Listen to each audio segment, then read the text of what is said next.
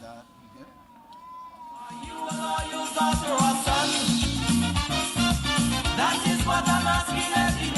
Do you live in St. Lucie, St. Peter, St. Thomas, or St. Joseph? If you do, the Prime Minister's office welcomes you to join the Prime Minister, members of the Cabinet, and senior public officers, along with special host Stetson Red Plastic Bag Wiltshire at the Alexandra School for the first Ideas Forum of 2026. Come, let's share ideas as we focus on 60 and 5, 60 years of independence and 5 years as a republic.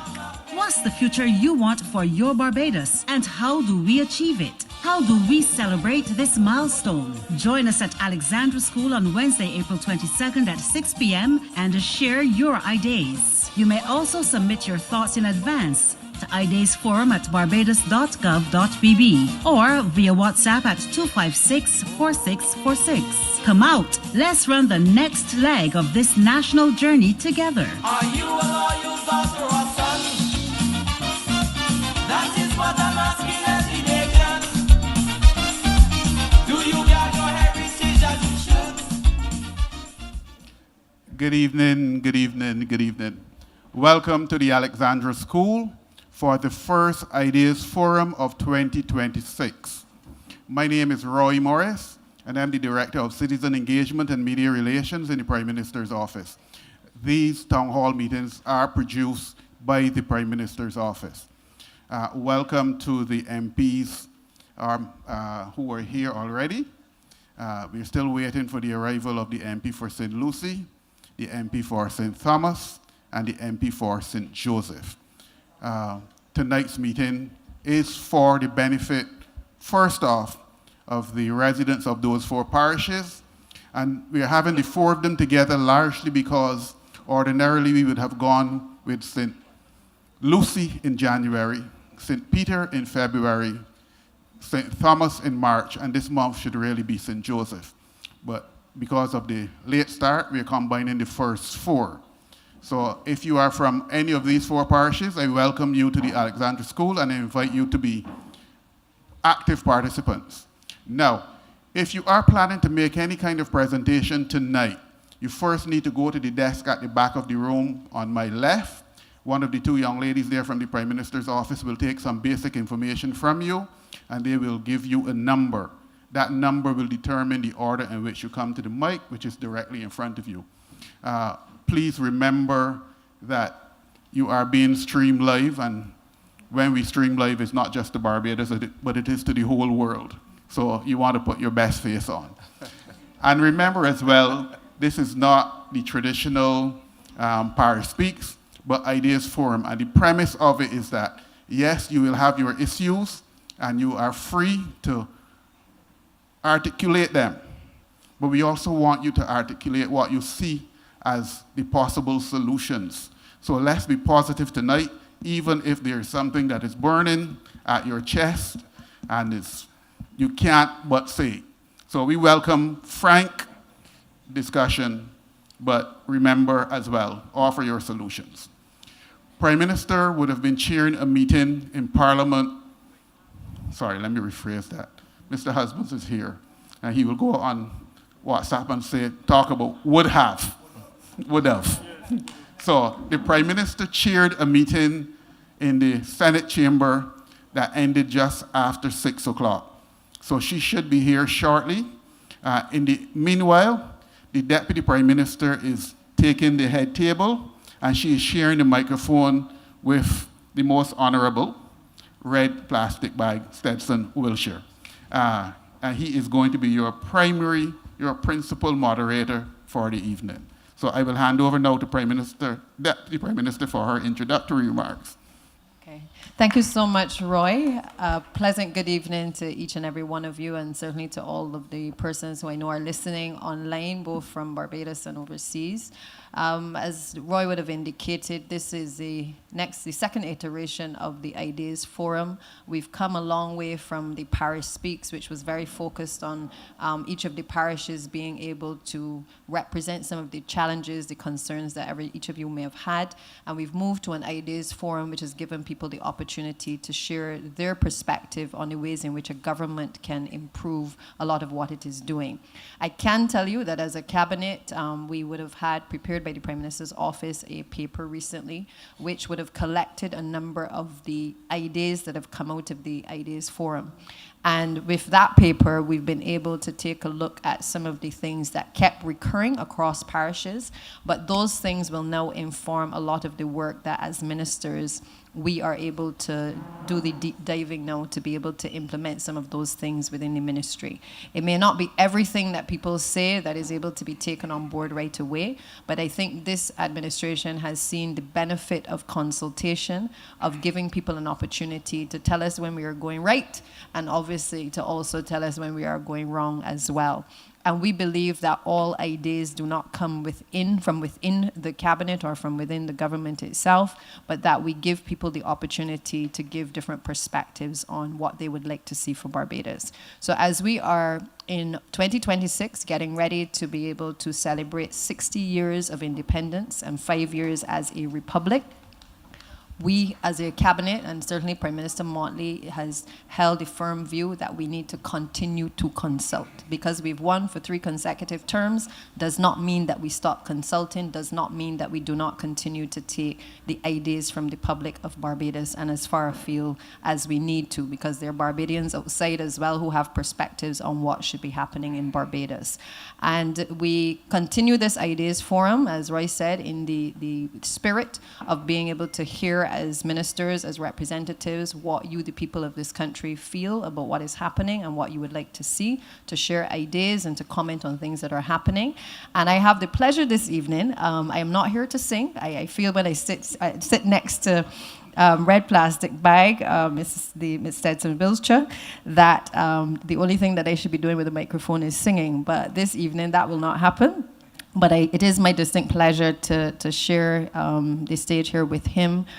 He needs no introduction. I think for most Barbadians and most people who have listened to this gentleman for many, many years, I think we all appreciate that he himself has given lots of ideas to the Barbadian landscape through his music, through his social commentary, through his groovy soca tunes, through his power soca songs. He has given to all of us different perspectives. When the country was sick, when the country is well, we have heard from the Red Plastic Bag.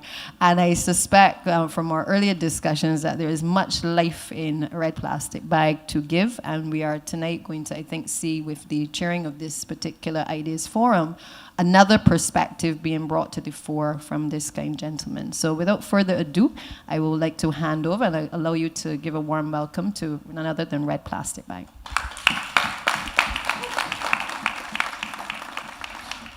Thank you, Deputy Prime Minister. I want to welcome Ministers of Cabinet, members of Cabinet, and officials of the public service. My name is Stetson Wiltshire, El Bolso Plastico Rojo. You can call me Bag, you can call me RPB. When I was asked to come here this evening, I got really excited because I'm an ideas person myself. I lived my entire life developing my thoughts and creating ideas to present what I want to present to the people of Barbados. And as we move into celebrating 60 years of independence and 5 years of being a republic, I think a forum like this is a wonderful opportunity to, for the powers that be to interface with the public. I was at the swearing-in of Cabinet, and the Prime Minister made the comment that the highest office in the land is the citizenry, you, the people. And I found that rather profound.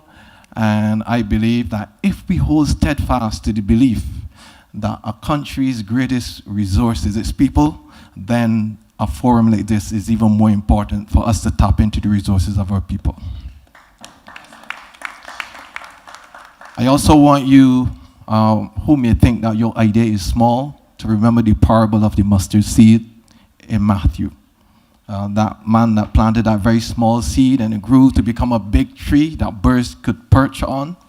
So bring your ideas. You have an idea, you have a chance to be part of shaping the future that we want for ourselves, for our children, and for our children's children. My duty here this evening is simple. I'm just going to be coordinating how you present your ideas. I want to let you know that you need to be very concise and clear so that we can allow as many people as possible to table their ideas here this evening. But welcome all. We're going to have lots of good ideas, I'm sure. So, with that said, we can begin.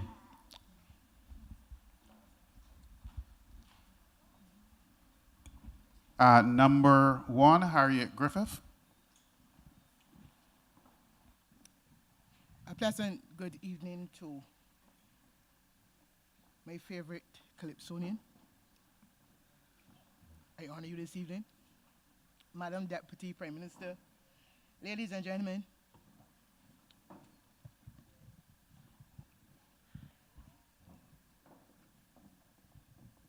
I just want to, there are 3 short ideas that I have. And the first one is the use of the Spikestown bus terminal. My solution for the Spikestown bus terminal is that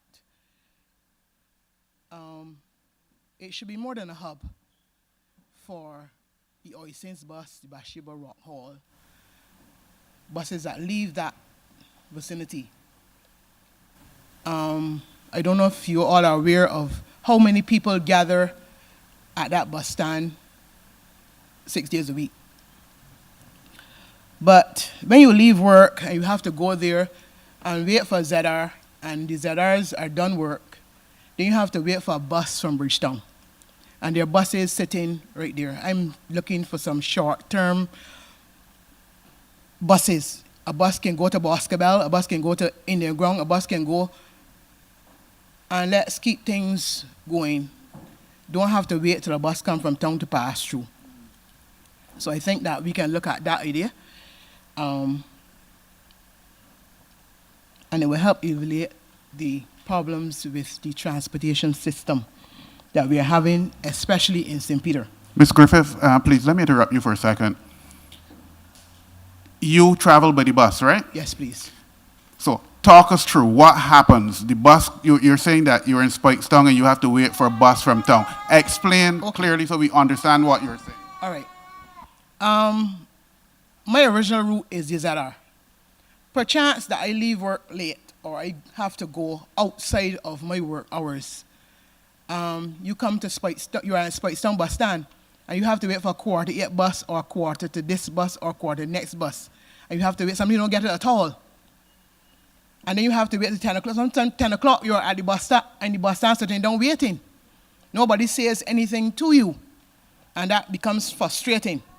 So all I'm saying is that instead of having to wait for a bus from Bridgetown that may not come at all, you can use the short-term bus. I put it in short-term bus. Yeah? To run the short route. Thank you. My next problem and the solution is the use of the community and resource centers. Now, there is a difference between the two. The resource centers are the ones with the computers, and the community centers are the ones without. I like working with my hands, and I would like to do some courses, but there are none in this area. They're all in Sears Court, Christchurch. And I'm not leaving Boscobel to go to Sears Court, Christchurch for a course in tiling that I believe that could happen down here. So we're looking to the use of the community centers for that. The last course, I think, was last year. I did an electrical installation course there. And since then, there has been none. No other courses has been held. There are about 3 or 4 community centers in St. Peter. And I think that all should be utilized. And my final problem and solution is that we form, I call them community committees. And the reason why I say that is in my area, I live in Boscobel, and people want things done. A lot of people come to me, which I don't know why, but they come and they want something done, and I would have to call somebody that I know that I think could help. So if we have committees in each community, then it makes the job of our MP a little easier, because then he would have persons to liaise with that would know the runnings of that community. We would call them gatekeepers, right, Mr. Husbands? Yes, we can call them gatekeepers. So I think that would be necessary, and looking forward that we can have some groups. We can have some groups to work, that we can liaise with different agencies and stuff. There are a lot of elderly people in our communities that needs a lot of help. There are vulnerable people that needs a lot of help. And there are persons who can help, but they don't always help. So that's my little 2 bits for the time being. I thank you for the opportunity and the privilege. Thank you. Thank you very much. I know that the bus issue is quite an issue, and I've heard that issue over and over. I believe that the bus system is a system that we really have to look at, and I thank you for that contribution. So, Stetson, I just wanted to add to that, as a former Minister of Transport and Works, I think that comment or the response to that should certainly, it can shed some light in terms of the individual who spoke. I think one of the things that the government has tried to do is to bring in more buses. And by bringing in additional buses, it was intended that we would rationalize a lot of the routes. So, with respect to being able to have, whether it's more activities or to be able to have shorter routes being able to be put in place, I think the intention always, once we brought the additional buses at the end of December, is that we would be in a position to have not just the transport board buses, but also to be able to reorganize the system under a mass transit authority that would allow us to better schedule the buses for the general public. I know that Senior Minister Humphrey has been working, now that he's taken up the portfolio, has been working on continuing the work that was started. And so I regret that we've not been able to have that continuity because of the campaign, and obviously we went straight into estimates. But I do know that the reason we brought the buses was to address this problem of the short routes, as well as to make sure that we did not have the amount of low periods where the buses were not operating. That's one. As it relates to the issue of the community centers, one of the things, and I'm sorry that Minister Griffith isn't here, but one of the things that I know he has been working on is the creation of center management committees. I'm not sure if that's what you're referring to, but I know across all 30 constituencies, we've been asked to simply identify persons in the community that we could ask to serve on those committees. And some of them have already been established. And it is for the same reason you've spoken about, ma'am, which is to allow for a decentralization within the constituencies, to allow some of these services to be performed by residents. So it would act as a kind of layer to get to the MP to be able to make sure that certain day-to-day things can actually be done. Some of the community centers have already established the management committees. Those in many cases are working well. I think what we are still working through is being able to extend the hours where community centers are operating, because you will find in a number of communities that if you do not have an individual who is able to take control of the center in terms of the keys after 4:30, that then sometimes the residents complain that there's no activity taking place. So we've been trying to find those persons to be able to help to manage the community centers after hours.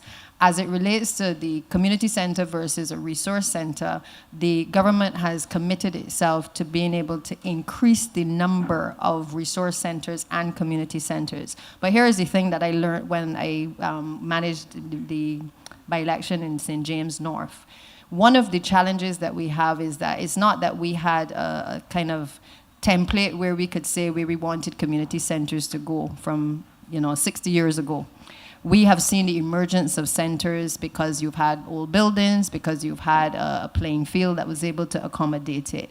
And so we've not been able to orchestrate exactly where across the 30 parishes community centers go. So if you take St. James North, for instance, there are challenges in terms of the current minister being able to find spaces where community centers can exist. And in particular along the coastline, there are particular challenges in finding the space to be able to have those community centers. So we had looked, for instance, at being able to utilize even some of the schools and develop the schools so that the communities could use the schools after hours. And that was something that we were intending to do across the various parishes where we recognized that we did not have those resources. I think in Minister Simmons's area, he has had to use containers to be able to finally, for the first time, get a container resource center available within his community. So we are working to fill in the gaps where we recognize that we do not have the resource centers to be able to allow persons to engage in activities. And we recognize that both with our young people and the elderly, that this is a necessity. And we're working with the various agencies, whether it's through the container programs or whether it is with Ministry of Youth, to be able to ensure that we have those programs running across the communities. I don't know if, Minister, you've only gotten your feet wet briefly, but I don't know if you want to add anything in terms of the existing programs with the youth. Thank you, DPM. So one of the things that the Ministry of Youth are particularly keen on executing over the next financial year is to utilize some of the community centers a bit more, just for not only for the vocational purposes, but maybe for like literacy programs, for cultural arts programs. There various ideas we want to develop at some of these community centers. So the Deputy Prime Minister is correct. The government is looking to establish these through the community centers, but to go beyond that, in Silver Hill, I think there is the only youth center in Barbados. We need to increase the amount of youth centers that we have. So we are going on an ambitious program. We would like to have one in every constituency, but that may not be readily available within the first financial year that we have. But to develop some more of these youth centers so that young people can come, whether it's an artist that wants to do vocal training, whether it's someone we want to do, learn to do barbering, or you want to learn Spanish in these community centers, youth centers, but we want to develop some more of them so that our youth have the space to grow and to learn as well. Thank you. So thank you very much, Harriet Griffith, for your contribution. We can have our second presenter. Remember, if you have an idea, you go to the back and register to get a number so that you can make a contribution. So we'll hear from the next presenter. And what's your name, sir? Good evening. My name is Michael Husbands. Okay, thanks.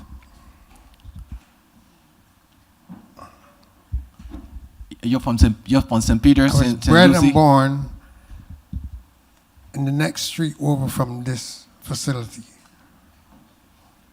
I was born there. I lived at the Arms House Gap, grew up at the Arms House Gap over by Manga Lane. I have two issues. First one, Speightstown is a historic town. I've gone to Bristol, England, and I've found references to Speightstown and St. Peter. There used to be forts in Speightstown. And there were cannons along the Esplanade area of Speightstown.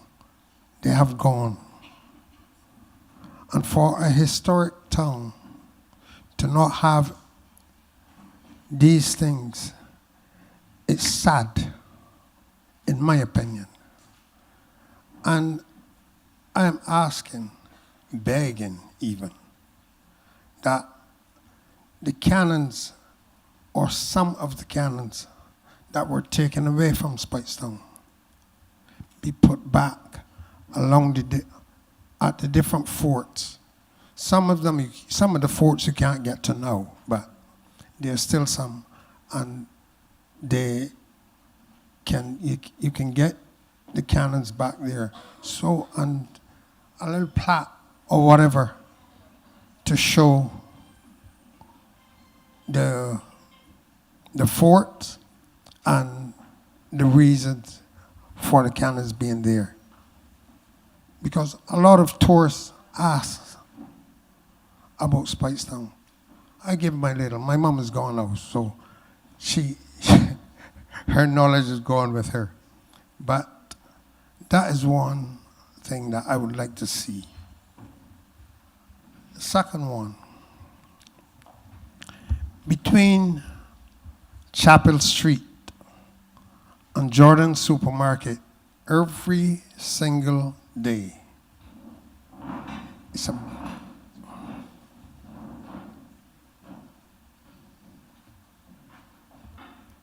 is a bottleneck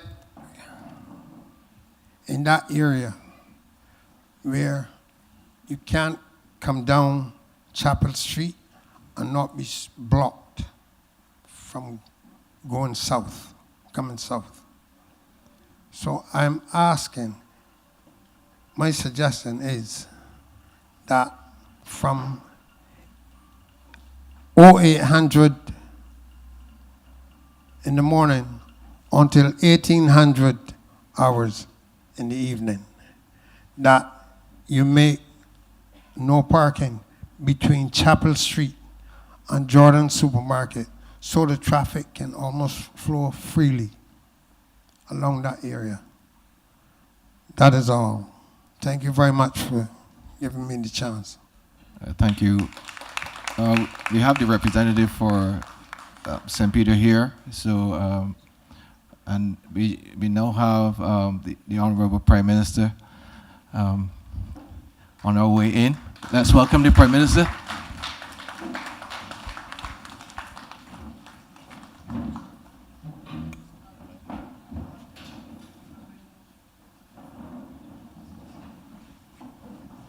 You don't want to sit next to me?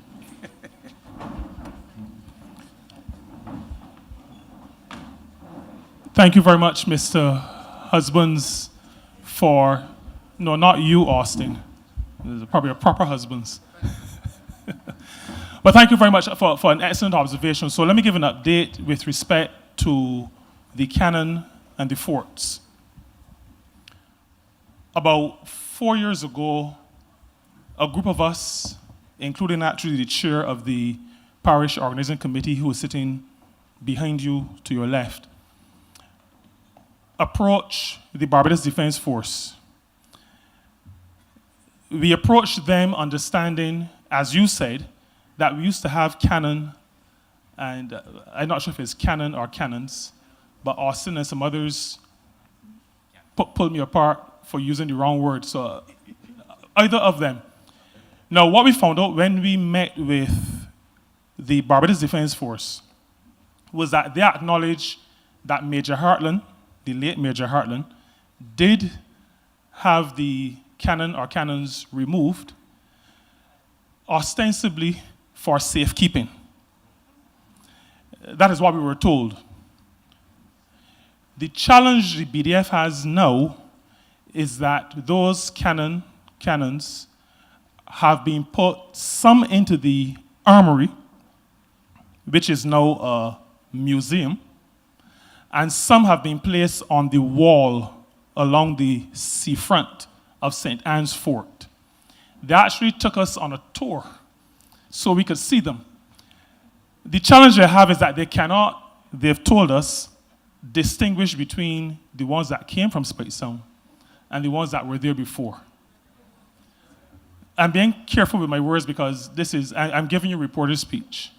That is what we were told, so we've had to accept that. They've also said that because of the now growing historic value of the museum, the armory, to disturb it, to pull out almost half the cannon from there will cause a bit of an issue.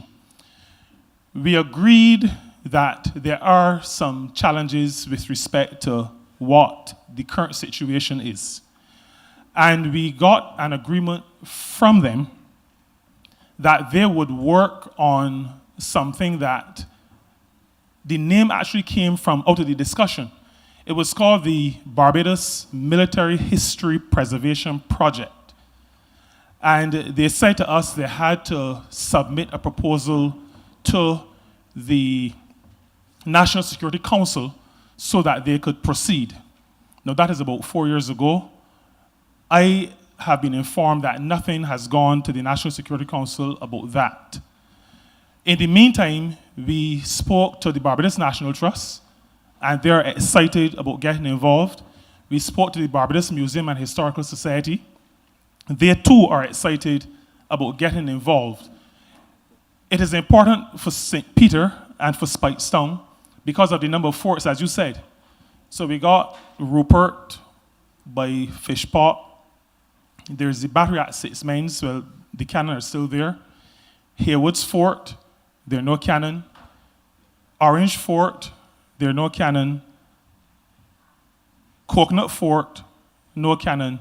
And there is one in the sea, but that's been taken out. That's been... No, but that's taken out. We know where that is.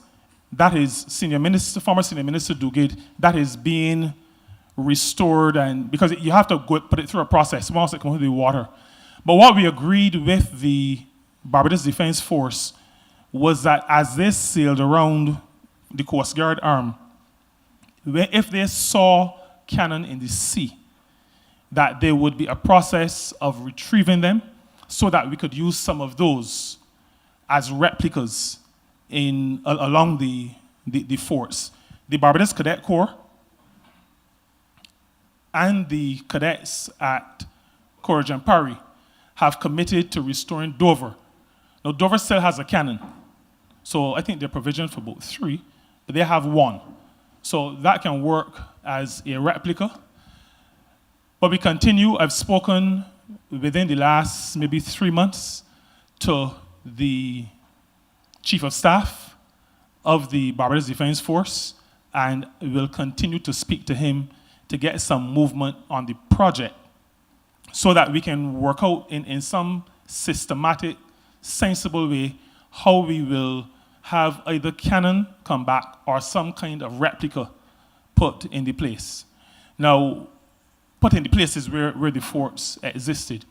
I should also say that during the last week, I've had conversation with the developers of the Sandals property at Haywoods, which will be beaches, informing them that that site was also the site of a fort. They are also excited because they see a business opportunity to sell a story. So there's going to be a win-win. The question will be, what is it that they will put? And they will be waiting on us. They're ready to install it somewhere on the property, but again, waiting to see if we can have something real or if it's going to be a replica. So that is an update for you. It is an issue that I take very seriously because Austin knows this. We feel very strongly about the heritage of the town and maintaining that heritage.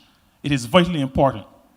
Speightstown is the town in Barbados probably with the most, if not close to the most, in terms of heritage and what remains of the heritage, and we have to do all that we can to preserve it. So my response to you may not give you all the comfort that you wanted, but it is an update to say that we have been pursuing the matter and that we continue to pursue the matter so that we can have those replicas or some restoration of the cannon where those forts were. Because those forts speak to the value of Speightstown to the country at the time in which they were built. I will also add that within the Military History Preservation Project, we also included signal stations. And the reason I asked for the signal stations to be included is because of all these signal stations across the country, St. Peter is the only parish with 2. So Dover was the first one. Grenade Hall is the second one, across the road from Farley Hill. There is Cotton Tower. In St. Joseph, there's Gun Hill. In St. George, there's Moncrief. In St. Philip, and then there is one close where Banks of Bury's used to be, Highgate. There was one at Highgate, and then there was St. Anne's Fort. So St. Peter has 2, one overlooking Speightstown, and we also included them in that matter of restoring the history, the military component of the history of the town and of the parish more generally. You spoke also to another, the parking. That is a matter for the Ministry of Transport and Works. We've been complaining about that incessantly. Where cars are parking from 111 East going toward Archer's Hall, it's supposed to be a no parking zone. We need to get the signs. The police say that they only enforce what MTW designates. So if there's a sign, and the sign is supposed to come down, the Deputy Prime Minister knows, because she was a former Minister of Transport and Works, if there's no sign, then they can't enforce anything. So we will continue to persevere with our work with the Ministry of Transport and Works to get the appropriate signage and then get the enforcement from the law enforcement side, from the police side. Thank you. Okay, Michael, I hope that you got some clarity on your concerns. I also understand that there's a major traffic consultation going on now, so lots of that will be discussed, I'm sure. I hope you're happy with your query or response to your query. Do we have another ID? Ann Harding. And while Ms. Harding comes to the mic, again, for those of you who came in since we started, if you are planning to make a presentation tonight, you must be from the parish of St. Lucy, St. Peter, St. Thomas, or St. Joseph. And if you are planning to then go to the desk at the back of the room, they will take some basic information from you and give you a number. That number will determine the order in which you come to the mic. Thank you very much. Go on. Proceed, Ms. Harding. Hi, good evening. I want to say particular thanks to Prime Minister Mia Mottley for coming here to give us this platform to speak, and to Cynthia Brownshaw and to Stetson and a lot of other really interesting faces that I haven't yet had the pleasure to meet. Some I have, but thank you so much. I am Ann Harding, and I have an idea. So, a little bit of backstory. Sorry, I don't want to put you to sleep, but please just come knock me and say, shut up if I do try to put you to sleep. But the little background is this. I represent a group called Speightstown Sparklin'. And we participated in the island-wide cleanup that Green Nation did last September.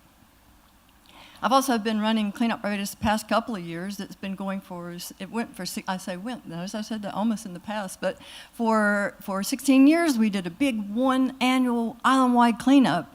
This year we decided, as I explained to Barney Gibbs, one of the Future Center Trust directors who's a botanist, I said we're like a dehiscent seed pod. It's matured and it goes, poof. A dehiscent seed pod it explodes and all the seeds come out. Because there's people that have been in these cleanups running them for 16 times now. It's not rocket science, and they're really good. And there's so much support for coming out and cleaning up Barbados. So Speightstown Sparklers, what we did was really informal. Just set up a WhatsApp group. All the people that wanted to join come, and we met in the car park.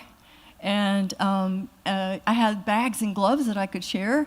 And then we just set off in different directions. And I got to say right up front, SSA does a really good job of keeping, I think it's Church Street, the main street down here, that this SSA goes up and down, I think, twice a day cleaning that street. So they keep that main street really clean. But, oh my gosh, we've got the nightmare I had that night after cleaning up one of these ditches, I can't tell you. I was screaming. It was gross, but you got to clean all these places. You can't just say, no, that's too gross, you can't clean. You got to go and get your shovel and clean those places up. Now, what I have found in participating in cleanups, now this is what I want to talk to government people about, is this.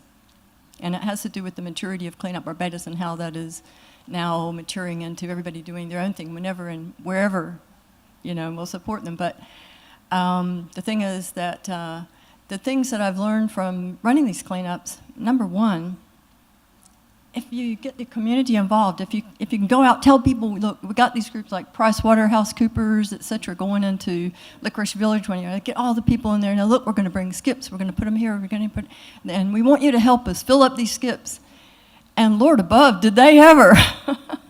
So when you can get the community involved, like happened in September with the Speightstown Sparkling Group, went basically along the highway. The places that we found that needed the cleanup the most, through the car park and down behind Chafette and that canal, and up all the way through the it's like a little chattel house, the little sales area up here across from where the bus stand used to be. That needed a cleanup. So we told those people, we're coming in here, groups are coming in here, and we want you to help us clean up. And they did. And guess what? That's the best part I've learned, is that when you do get the community involved, you say, you're coming in and we're going to help you do it, but we want you to be part of it and help us do it. They actually continue to keep the place clean. You know why? Because they see, we can do it. And guess what? It feels so much better, when we're not surrounded by all this litter. It just feels so much better, and they take pride, so it improves their self-esteem and also in what they can do. Cleaning up is not just for your physical well-being, it's also for your mental well-being, seriously. Okay, but now, this is the problem I have that I'm hoping this idea will help bring some energy to, is one of the problems with dispersing these seeds and letting everybody do their own cleanups everywhere and is the disbursement also of the recognition. So, for example, today, the Rural Fairmont Pavilion, they had a group, and other people joined too, because they said, come and we'll do it. And I hope they've cleaned up all the whole town as well. But people come out and they help with these things. But what recognition do they get for doing? I know they feel good, makes them feel really good, and they get to see, oh, it was ugly, and now it's beautiful. And that feels really good for them. But what I've noticed, another thing I've noticed, is that recognizing the people for their good works is a big motivator towards getting other people to say, oh, we can do that too. It's like, oh, we want to be champions too, So that's what I really want to say, in that every year I've talked to the Prime Minister's office. I think is it Department of Culture within the Prime Minister's office? I'm sorry, I'm not getting quite, like I could look up names out of my emails, but there's always a lot of interest, like they're really, enthusiastic about what we're doing with the cleanups. But I'm thinking that what the part they can play now is kind of like, well, we're still partnering with the nation, hopefully, because the part they play is to help give recognition to people. So if that's the point, it's about recognition for these groups, because now they're doing it all year long in all these different places. And so I'm hoping that we can have some sort of, all it's got to be is a piece of paper that you hand. They can get their own frame if they want to, but just something to say, thank you, job well done, you did that, to give to them as recognition. So that's my idea, is that the government could just, it would be a small act, but would just take a little bit of time and a little bit of effort to put something together to formally recognize these people who are there are leaders in the community out there doing these cleanups. So what do you think about that? Thank you. I think it is a great idea. I think it's very important that we keep Barbados as clean as possible. And it's something that I believe can be worked on in terms of recognizing the people who are doing the cleanup. But I also believe that we need to engage, I agree that we need to engage the community a whole lot more, so as to get them involved in helping themselves. They're just helping themselves, because we have to live in this space, so it's important that we keep it clean. Thank you very much for your contribution. Just add to that, Stetson, before the next person. Prime Minister had reminded me just a few weeks ago, actually, at Cabinet, that coming out of an Ideas Forum, one of the kids that had spoken had actually encouraged us to be able to do a national cleanup campaign. And, sorry? Quarterly. I think when it had initially been attempted, trying to get all of the ministries together and to do all the coordination with all of the equipment and everything may have been a challenge. But we've started to look at it in the Ministry of Environment, and I want to thank you, Anne, for that, because one of the things that I do agree with you on, and I will take it on board, is to get corporate entities involved, to get community groups involved. But I want to go further, because I feel that we have been cleaning, but we have not been equally beautifying as quickly as we are cleaning. So very often you see nice areas, cleaned, and we're happy, and we're encouraging people to do it again. But I feel that the time has now come for us to clean and also do the beautification immediately. One of the things that we started to look at in NCC is being able to take some of the contract workers and coordinate them into teams where we start with the city center areas and the heavily trafficked areas, especially as we are approaching the 60th anniversary and the 5 years of being a republic, to really start the momentum from now to get people involved in having dedicated spaces that they clean. And maybe what we can start to do is to look at the entities that are already doing it, the ones that want to come on board in specific areas, and really start to clean with the contracted workers and with the heavy equipment to remove the debris, but also to be able to recognize, as you have indicated, to the public what these persons have actually been doing as well. So I can tell you tonight, I don't need it to come as a cabinet decision. We have already started to look at it, and it is certainly something that is in progress. But thank you very much for your excitement as well in cleaning Barbados. Okay. Jeanette Gibbs.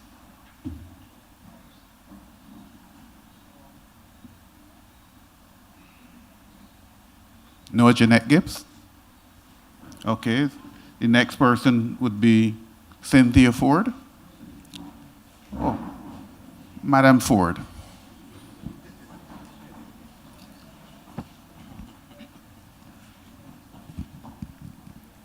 Honorable Prime Minister, Deputy Prime Minister, other distinguished ladies and gentlemen, of course, these residents from the community surrounding this district, this parish. I have about 6 areas, but I'll just touch the ones that I believe are most important to the people of St. Thomas, because we could not get here tonight because our roads are dislocated. So otherwise, I would have had here filled because we have a lot of things we want to discuss. So we are grateful for the opportunity and the fact that people are seeing it in their homes, and so this will help spread the word. So rather than my 5, I'll just do 2, because all these distinguished members have got their issues that they will want to have raised, or their ideas, and I welcome this project. Unfortunately, the heart of Barbados is where it should be held tonight. Anyhow, I'm going to take away my petty love for St. Thomas and get to the matter. I want, ladies and gentlemen, to indicate the 2 that I consider most important for us at this time. One is to do with the heart of Barbados, where for years, almost 11 or 12 years, St. Thomas had a project where people were linked from the villages, and they did tours, they did educational aspects of things, cultural things. So much was done. COVID would have had an impact. It linked with Welshman Hall Gully, Harrison's Cave, Mount Hillaby, and so many other areas in there of historic value. People were employed. There were so many activities going all year round. And I believe that we need to get back to it, because Barbadians want to be able to offer their services, their knowledge, their skills, particularly those persons in St. Thomas, and of course we had spread all over. So I'm just going to leave it there in a nutshell in the interest of time and so on. My second one is associated with roadworks. And I am extremely disappointed, because every time you hear there's a road to be fixed in somewhere, St. Michael, Christchurch, wherever, notices are on the air. Information's in the newspaper. 2 major roads, arteries in St. Thomas, were closed. Now there is a 3rd. And the dislocation, ma'am, is tremendous. Jack in the Box Gully, as Plastic Bag would know, he probably has a song about it, is one of the most dangerous roads where the rally men did their works. Similarly, Jack in the Box Gully and Vaucluse. And every day, we have to trek through those lonesome roads. I go nowhere at night because I am afraid of what might happen if somebody throws an egg on the windscreen, and then I can't see, and then poor old me, my body is ravaged. I don't know who will waste time with me anyhow. However, I believe that there should be some lights posted in those roads at night. I've requested them through the Ministry of Public Works. Nothing has happened, but the residents are really very upset because the dislocation is tremendous.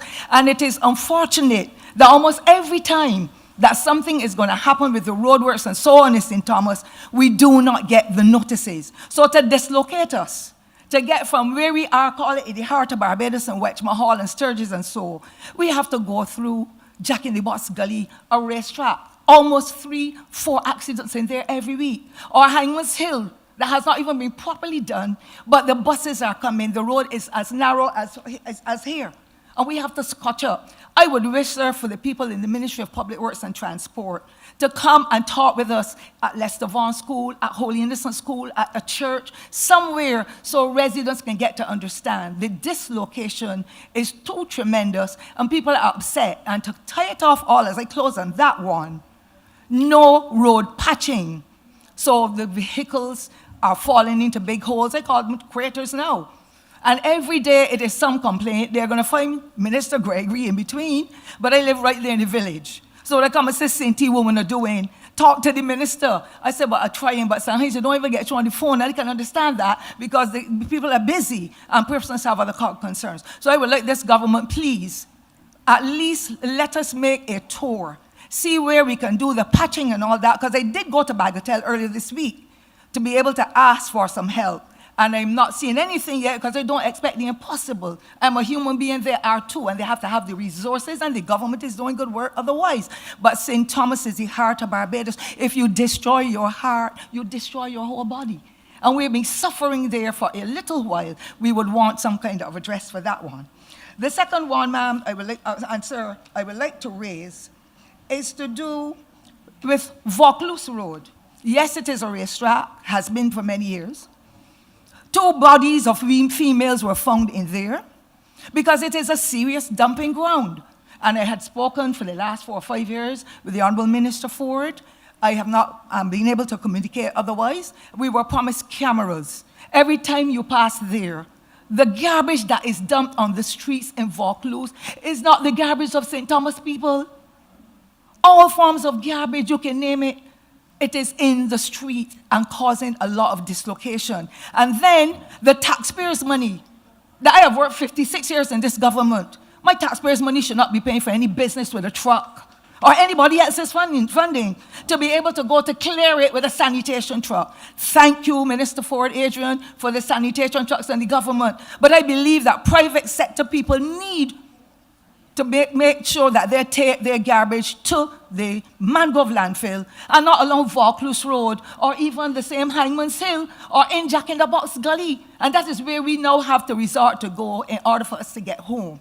I believe that it is about time that the culture of Barbadians change so that it does not come to that level. In my day when my mother, a poor old woman, would want to cut her grass and so, she found somewhere in the backyard to burn it. She did not bring it and drop it in the middle of the road. 2 bodies were found in there, ma'am. 2 were found in Grandview of females because it is kind of lonesome. And I close, ma'am, because I know other people want to speak and I know I'm get very impassioned about it. I want for us as a government to look at rural Barbados.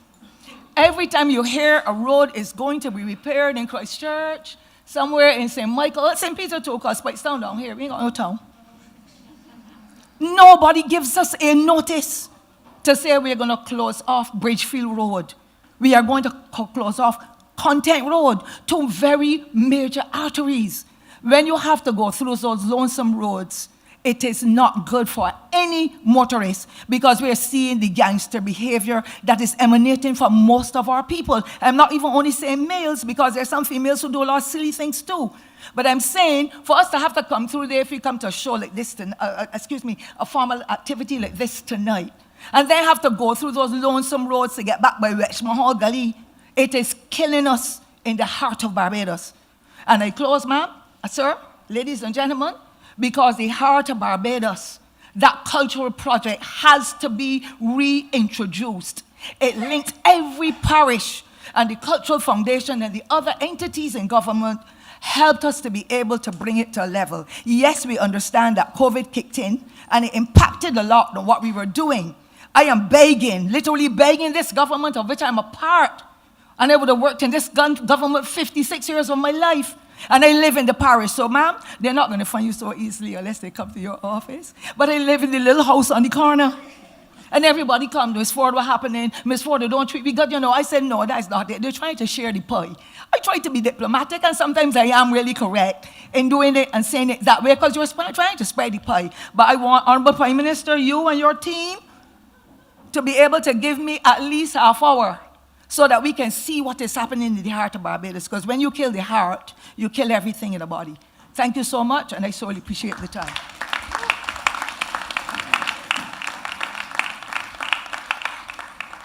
Thank you very much for your very passionate contribution.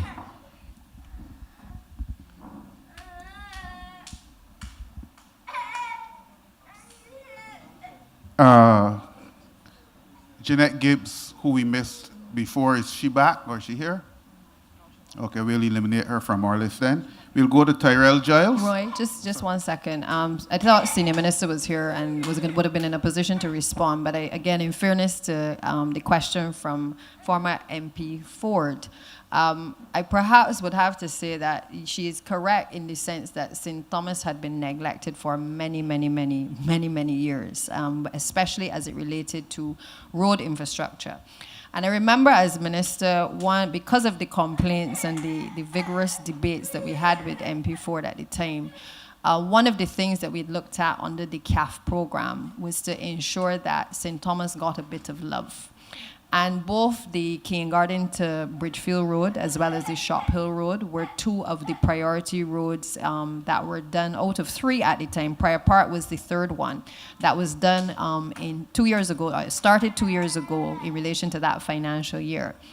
As I think the public would appreciate, and Gregory is here and he can tell you, one of the biggest challenges has been the coordination with the utilities. St. Thomas roads are no different to the rest of the island in relation to very old mains, water mains which have been there for over 100 years, and the coordination with the utilities, not just in the parish of St. Thomas, but across the island has been particularly challenging.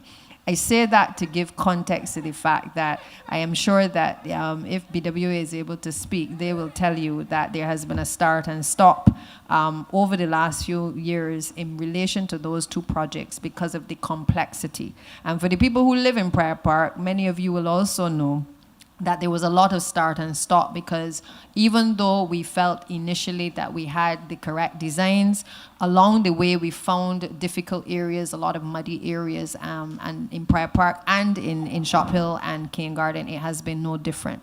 What I think MP Ford, former MP Ford, I think is the critical thing, however, has been perhaps the communication, because there are large projects and perhaps the communication to the individual residents perhaps could certainly be better.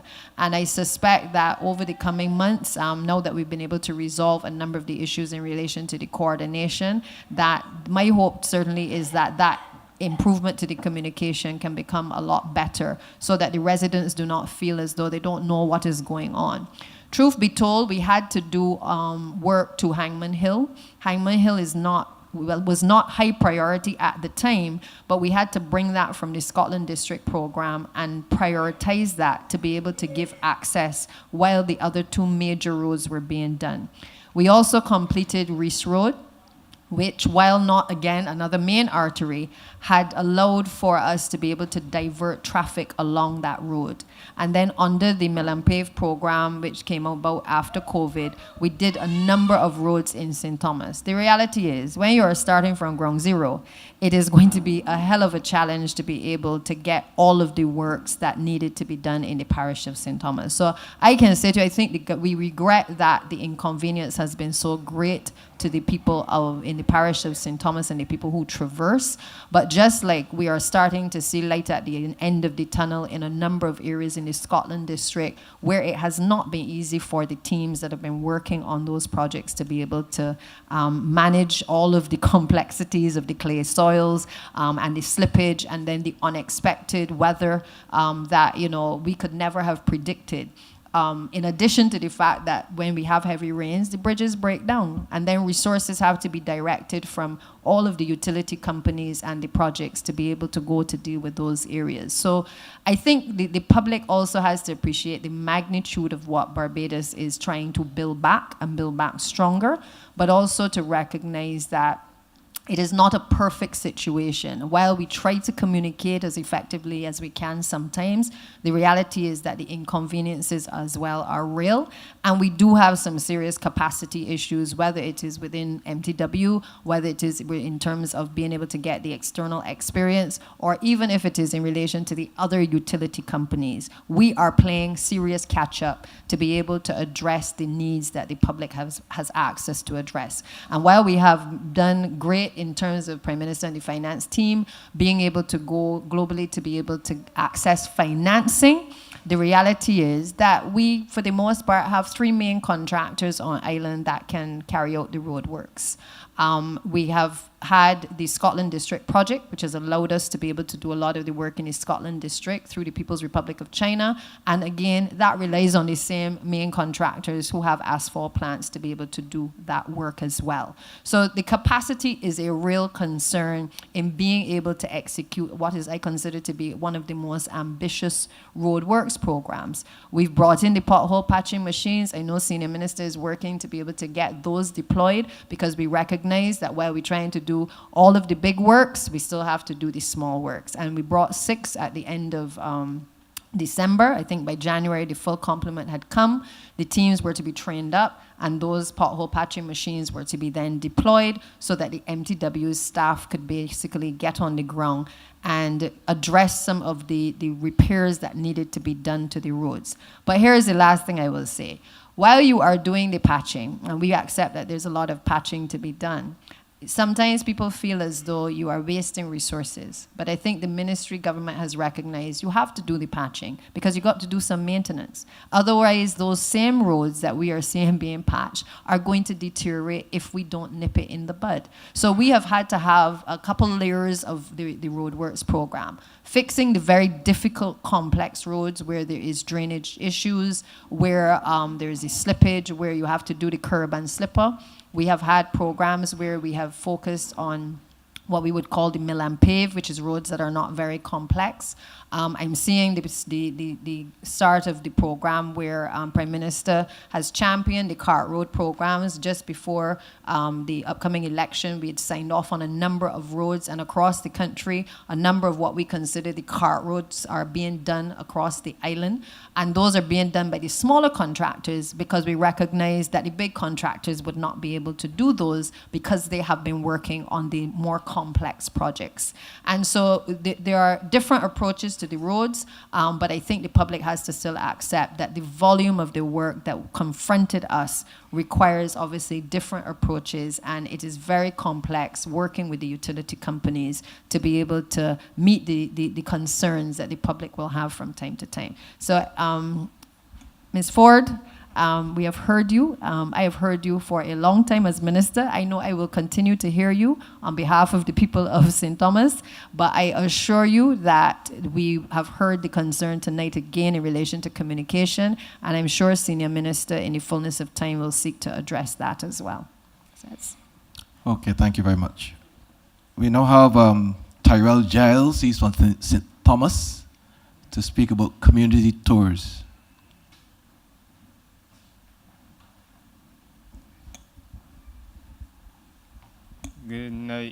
Prime Minister.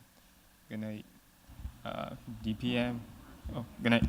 Good night, PM. Good night, DPM. Members of Cabinet. Good night to you too, sir. Ladies and gentlemen, my name is Tyrell Giles from Allen View, St. Thomas, here to speak about community tourism. If you know Allen View, you know that it's located right between two of the major tourist attractions in St. Thomas. We have Harrison's Cave and we have Welsh Mahal Gully. And we also have the Coles Cave, which is not as developed. Recently, as I am a young person and I spend a lot of time with young people, whether it is trying to help them to develop programs or in terms of mentorship, there's a renewed interest in community tourism and the drive for it. So whether it be the informal tours into Coles Cave, which we spoke about before, and the drive to formalize that, we know that that comes with its own complications, but these guys know the cave back to front. It's just a matter of getting them the safety equipment to traverse, whether it be insurance purposes, etc. But I think that we have to now expand that into a bigger project where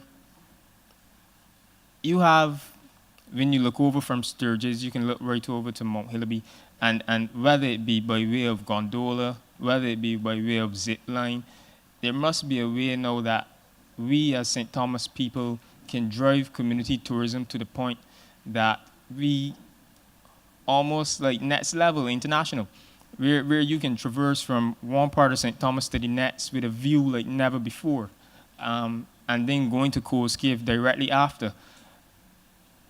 I don't know if there's a way, perhaps, that investors can help in terms of the insurance of helping these youngsters to safely go into Coles Cave, perhaps under one body. But it would be a shame if somebody who has no connection to St. Thomas or Barbados comes and gets the opportunity to man that project in terms of taking people in and out of Coles Cave and very well get lost themselves, because the cave takes years to learn. I mean, it's no joke. We hear many stories about the fire truck having to come and get people out of the cave.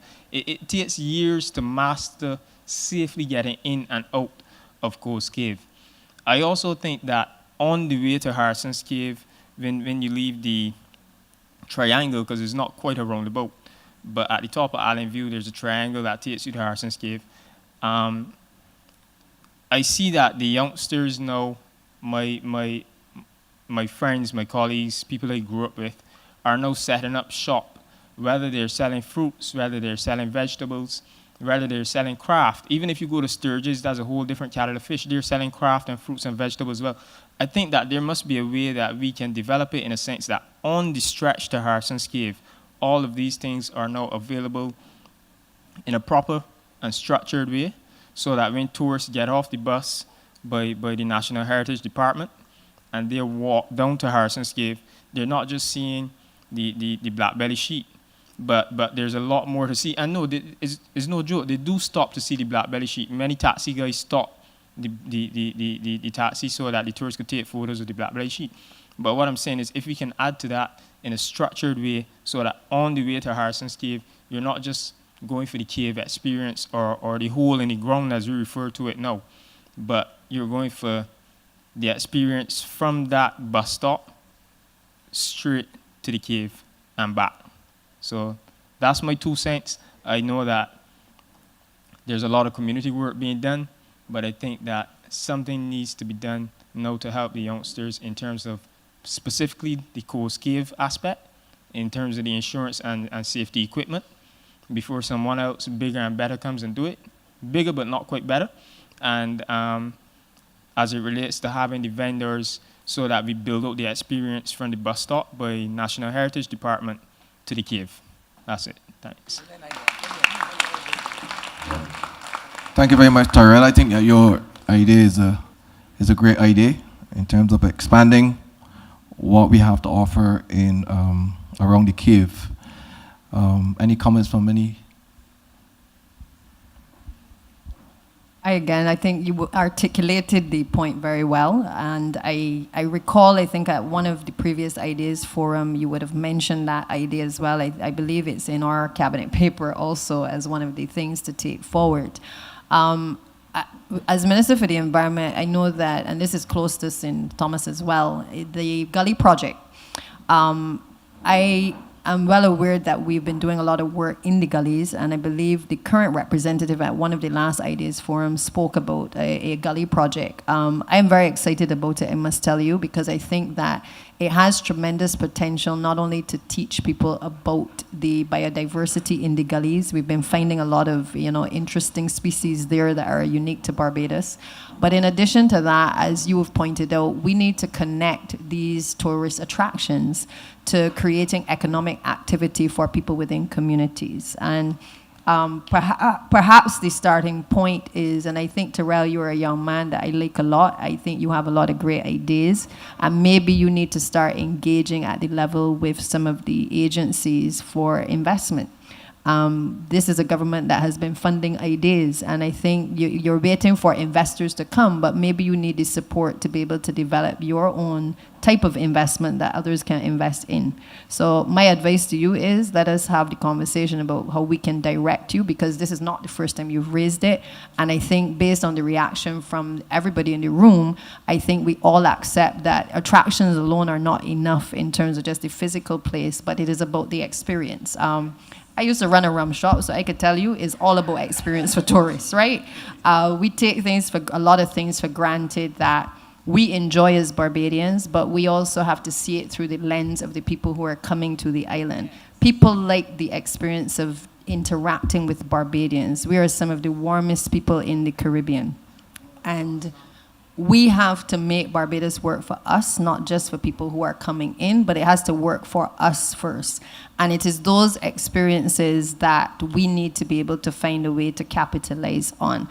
I recall from running a rum shop, the simple thing like being able to have ice in a bowl and serve somebody a rum and coke, and that tourist can put their hand in a bowl with the ordinary person in a rum shop, was an experience.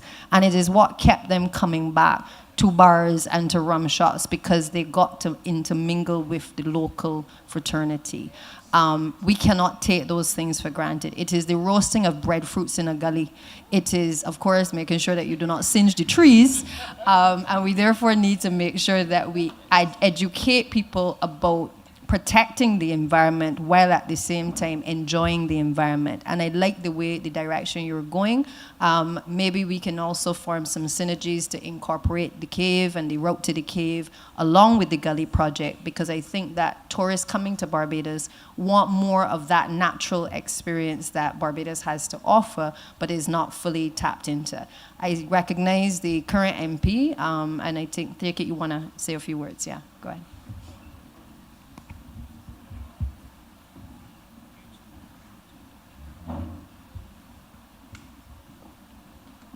Good evening, everyone. Prime Minister, Deputy Prime Minister, other ministers, and good audience here this evening.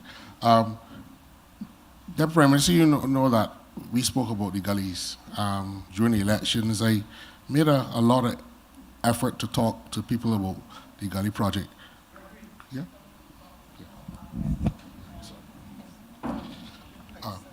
Yeah.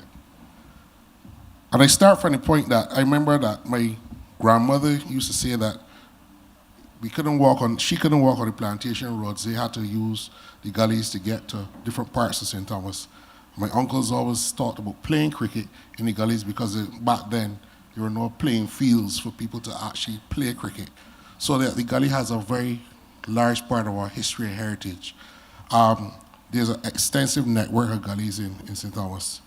We went into one in Ericott on the Easter Bank holiday, and we walked almost down to Romel's constituency in Bruceville. And we discovered what is kind of like a small waterfall. There's a natural spring starting in Ericott, and it breaks out into 3 small tributaries. And I think I spoke to you earlier in the week, and also to Indira, who's here, who's Minister responsible for public and private investment. So Terrell, we are talking about these opportunities because if you go to Grenada, you go to St. Vincent, people go into these waterfalls. And I'm sure that that spring is running all the time. And it's not a big waterfall, but it goes off a little cliff and there's a little pool there in 3 different areas. Untapped, nature trails, and we talk about biodiversity. What we want, and as I told the people in ERCOT, they are also conscious of the fact that somebody might come now and say, well, this land is white, and their access to it, but they went and get crayfish. In St. Thomas, I mean, you're going to get crayfish. So that they're worried that somebody's going to come, take it, exploit it, and the people that know about these areas, know the history, will not. So what we have to do is to get a meeting with Minister Weir and see how the Barbados Tourism Investment Inc. can help develop the project.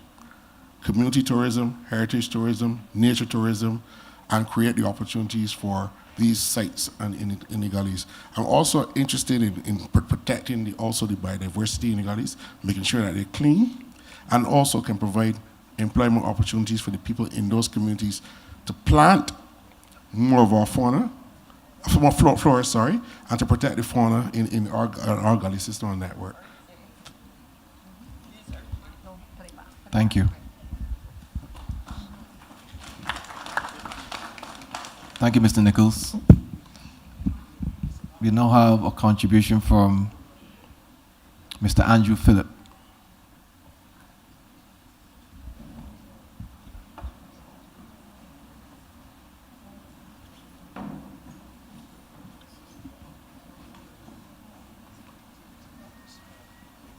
Yes, blessed good night to each one of you here.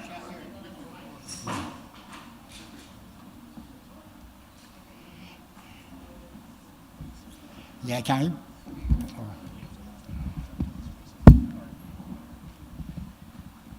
Okay. Yeah. A blessed good night to each one of you here, including Prime Minister, or Prime Minister, Deputy Prime Minister, well plastic by Mary. See, I'm not to embarrass you as such, and the Prime Minister's cabinet, actually most of her cabinet members I've seen so far, right?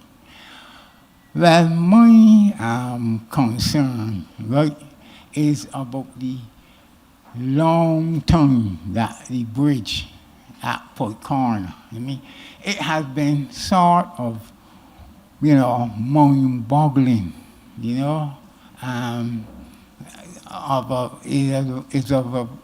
is of great concern to actually most of the Port Corner public, right? I don't know if any person with if he was in the audience, to give me some sort of support about it, but I believe, right, that this project is taking too long, right? And based on what I was told and what I actually, investigate upon, when you found that, it is a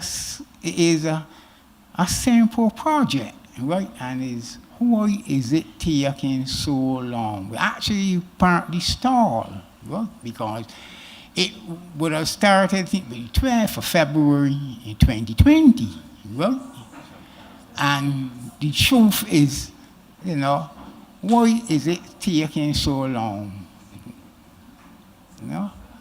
Why is it taking so long? Because it is not a Hyatt project or the Pendry project that up there, up in Heroes, or the Indigo Hotel, and other major hotels that actually has started, as I say, it's mind-boggling,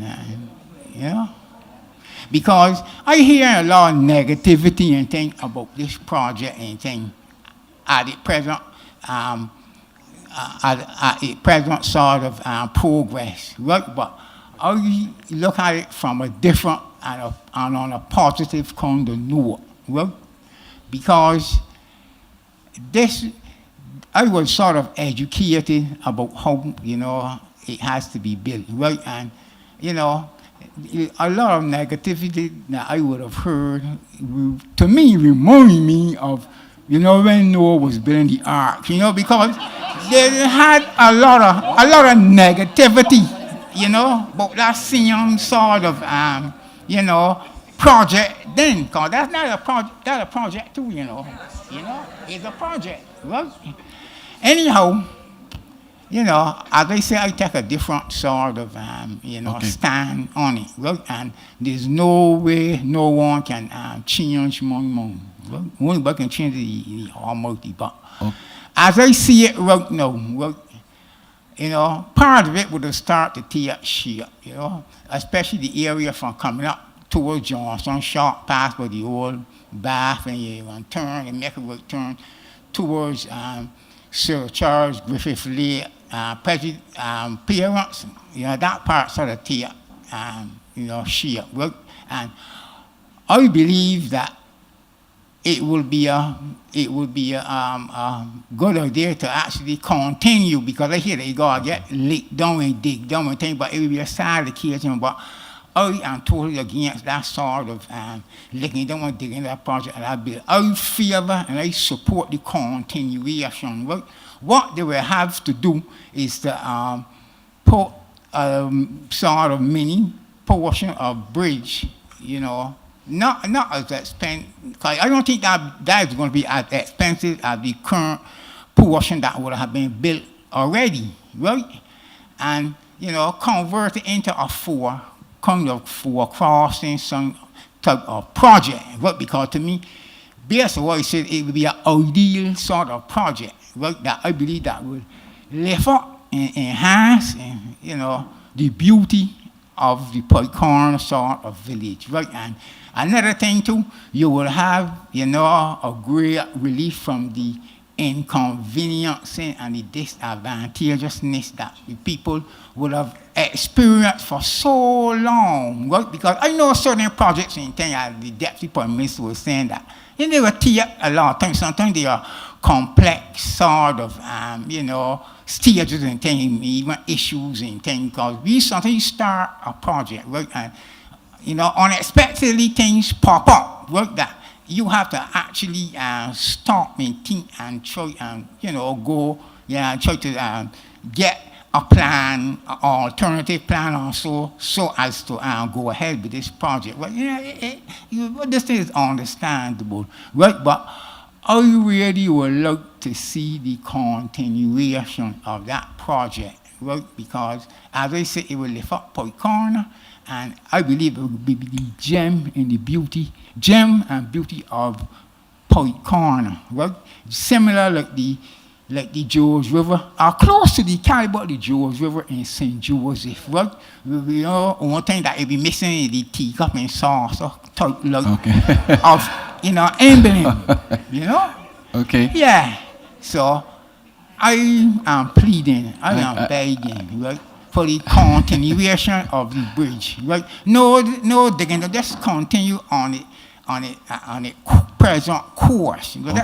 Let's have a resumption, right? Okay. Rather than start the train to digging up and so. Cause to me, just digging down thing, I might be probably talking too fast, right? But I talking in anticipation of such intended decision, but that hoping that it will not take place, and that rather there be a continuation from a present sort of situation, right? But before I go back to my seat, right? Another issue too, right?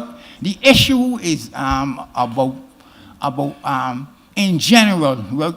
We have projects ongoing, right? And the sort of picture taking and so on at the various stages of construction and things, I really don't favor that, right? I would prefer, whether it's something from the Ministry of Education, Health, or any other ministry, right, that, some of the officials, right, take and some time off, right, and just move themselves from the office, and come come on the south, you know, and get a feel, like even interact, even some of the workers, right?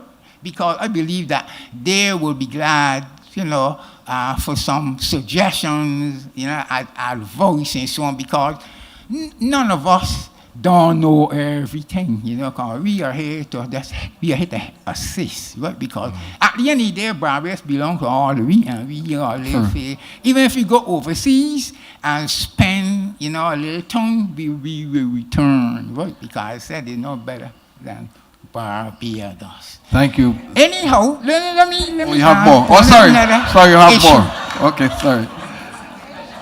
Let me even listen to the issue here, so, right? So this is another issue. Another issue, yes. Okay. Yeah, I won't be too long though. But the bus service, right? You know, there was an intended plan to go fully electrical, right? But I would prefer, right, for the retention, right, of some of those diesel buses, right? I don't expect you to have a big amount, but at least a small amount, right?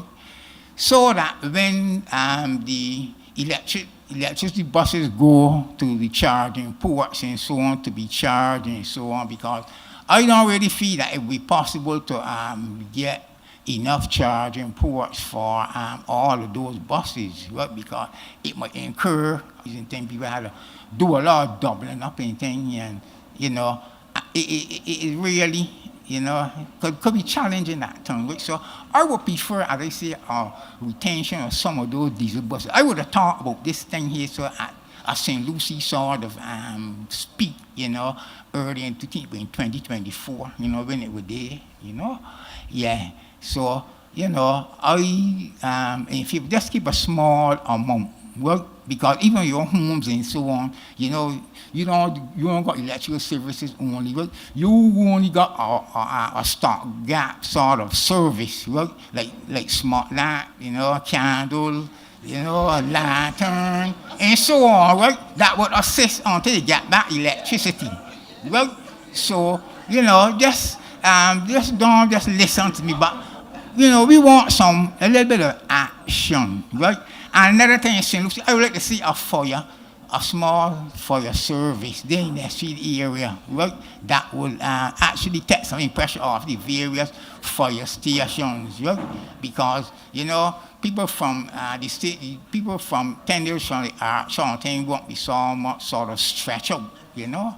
So, you know, y'all can not only at least take that out there and consider it, right? But I beg and I plead, I would like to see a resumption, you know, of the bridge at Point Corner, right? Because it is desperately needed. People have been inconvenienced and disadvantaged for too long. So let's have some sort of restarting as soon as possible. I thank each one of y'all for listening, and I will continue to Thank you very much. Do you have a comment? Thank you, sir, for your appeal for Paikorna to be restarted and resumed. I saw Senior Minister just now. I suspect he's going to come back in shortly. But in the interim, I just wanted to indicate that as it relates to Paikorna Bridge, and I think Minister will also be able to speak to this in more detail in terms of where it's at. But one of the challenges that we encountered is when that bridge was first started, it would have been started in a period where I don't think there were the actual designs, detailed designs for the bridge. Philip Tudor at the time, who many of you would be aware of, was the former CTO, would have died somewhere during the construction. And with his death, he left us with 40 years of experience going as well. It caused a number of issues for the Ministry of Public Works because with that institutional knowledge that he had, with the professional experience that he had, there were some challenges that I think, in fairness to the officers, that they encountered in being able to get things going within the ministry again. It was a major loss for the MTW. We recognize that internal ministry had started a number of those designs. In particular, at the time, there would have been the maintenance unit, which was then transferred over to housing. And with that move, a number of the steel benders who had been working on the Pike Corner Bridge left and went over to housing. There was a period where, when I came into the ministry, we were engaging those steel benders to work on the bridge, but they were also working for national housing. And we took a position that, and I am unapologetic for this, because I believe that when we don't do things the right way, this is the reason why we end up in an ideas forum where there's a call for these things. But I took a conscious decision that we needed to have the proper engineering designs done. And we solicited the services, we sent it out to tender. That process has been ongoing in terms of the designs. But sir, you would also perhaps be aware that what has also happened is there is another bridge, a smaller bridge just around the corner from the main Pike Corner Bridge, which has been overtopping for as much years as the other bridge has not been in operation. And when we did some site visits to that location, we recognized that that particular bridge, because it is blocked, it was actually stopping the flow of water coming from upstream to be able to flow easily to the sea. So we recognized that we had to add that particular bridge as well into the scope of works for the engineering consultants to be able to look at both of the bridges. Those works started. I believe Senior Minister may be able to update as to where they are. But this was one of the projects that, as I said, we needed engineering designs for, and we put things in motion to be able to do that, along with places like Lambert's and a number of the others, Missum Bridge and a number of the others that had been outstanding for a long time, that MTW itself, through the depots, had been trying a thing to basically do, but did not have the actual designs for the officers to be able to work to plan. And the one thing y'all will know about me is that if we do not have a plan, we got to pause and we got to make sure that we get it right before we proceed. Because trying a thing leads to the frustration and the aggravation of the general public. What I can tell you is that we did a number of designs when we recognized that we did not have those basic engineering designs. So from Bordens to, as I said, to Pike Corner, to all of those areas, we left a number of those designs through the engineers in motion, which Senior Minister Humphrey can know, and certainly Dr. Springer can speak to in terms of where that process is now at. Senior Minister? So good night, everyone. It's good to be back in the north. I was here a few weeks ago for the traffic consultation, and it is good to be back here. The Deputy Prime Minister has given most of the details in relation to the plans for the north as it relates to bridges. I must tell you that I have concerned myself with the roads, the bridges, the potholes, overgrown trees and shrubs and bushes, particularly in the north, although I represent the south. And we started our MTW on the road tour in the north. And we spent, as you might have seen on social media, a significant amount of days visiting these sites, visiting these bridges, and visiting roads and so on, and that came up as part of the conversation. The report that I have in my hand had said that a lot of these works, the design works, because the bridges had to be designed. In fact, there's been a comprehensive study on most of the bridges that tells us the state of the bridges and what needs to be done. But of course, to fix it, you still need to do the design work. And the companies that are associated with these design works are very reputable companies in Barbados. However, what they've said to me, most of these things we expected to have ended in December, some in January, but they've asked for an additional time to do the design works because these are very complex and complicated bridges, including the one in Pike Corner. So we're going to have those design works in hand very soon, and after that we're going to go out to the usual tender and begin the work. I think what I will do though, as part of the conversation that I've been having with MTW, is to make sure when we do that, or wherever we are in this process, we have to communicate better with the people. I think people do not know what's going on, and that is what's really causing the concern. And MTW has a responsibility to recognize that y'all are its constituents, y'all are really its clients, and therefore we have to spend more time communicating. So we will come back to the north. I was just saying to Ramel, we will come back to the north, maybe here or somewhere else, when we have the designs in hand, which should be very soon, show the designs to the public, and allow y'all to feed into the construction going forward. But it's totally true to say that the DPM has started the work in relation to the investigation of the bridges. And the thing that I've heard on part of the traffic consultation is if you can't manage the maintenance of things like bridges and roads. How are you going to do these other things that we plan to do? So I know we have to give the public the assurance, and I give you the assurance that my commitment is to the maintenance, it is the consultation, it is the communication. And the Pike Corner Bridge in particular, which was raised here, I was just looking at the information for that. That was due to be handed in December 12th. The design works are still not completed. So I will come back and share with you when I have the designs in hand. We anticipate, I'm told that we should have them by the end of the month. And then when I bring them here, we could go through them and have a fuller conversation on them. But that is where we are. It's a very reputable company that is doing the work. So if they say that they needed some more time to be able to do it properly, then we're giving them the time. Thank you. Thank you very much, Minister Humphrey. We now have Mr. Ian Babb to bring his ideas on education with regards to the grooming policy, on transport, the organization of the Transport Board, and the development of sport, especially cricket. Good night. While the Minister of Transport was on works was speaking, I could put in this point right now. I hope he's paying attention to the road dealing from Mile and Quarter to Port Ferdinand. That road is horrible. I hope he pay a visit to it. And in so doing, look at the prospect of widening the road on the hill, Sandover Hill.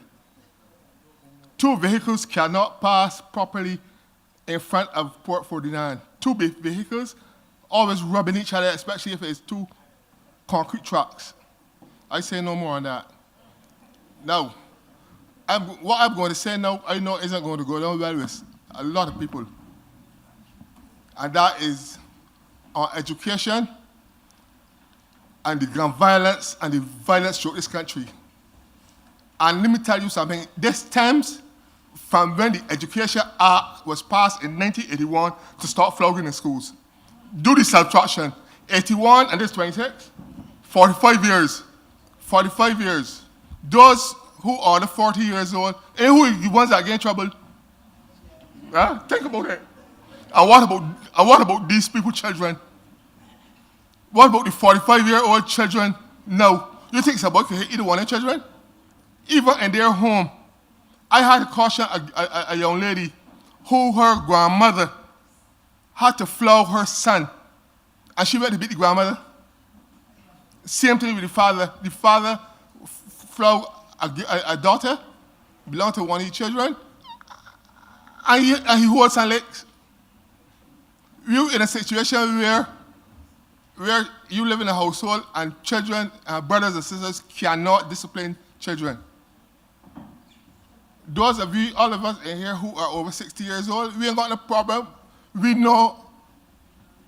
Let me tell you this. How many children could say the 10 Commandments? Be honest, how many could say the 10 Commandments? I had a class and I asked children, you know, to raise your hand if you know the 10 Commandments. And not one hand went up. A class in there, 30 children. Not one hand went up. Mr. Babb, Yes. forgive me for interrupting, but I want to redirect you a little bit. There's a lot of passion in what you're saying. Yes. And I think we all recognize that we are at that point in the country where we need to have this kind of a discussion. But I want you to reframe it, please. Tell us, don't just tell us what your complaint is. Frame your complaint in terms of what it is you're suggesting. I can get to that. No, we don't want you to get to it. You got 9 more people behind you. So what I'm saying to you is, rather than spend the time on the problem, spend the time on the solution. So share the solutions. All right. Bring back flogging in schools. Right? Bring back flogging in schools. Listen, it hurt my heart to know or to be able to say that what we are saying is just the beginning. This is just the beginning.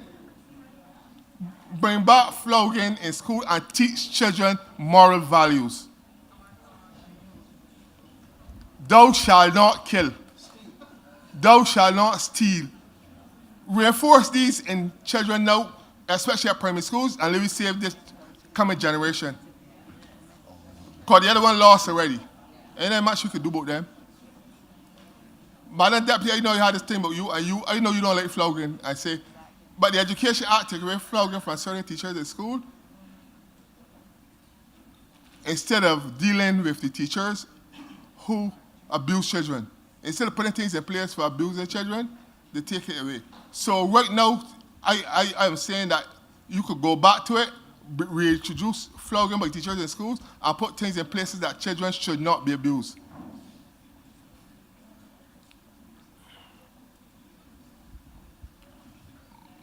My next thing It's on education.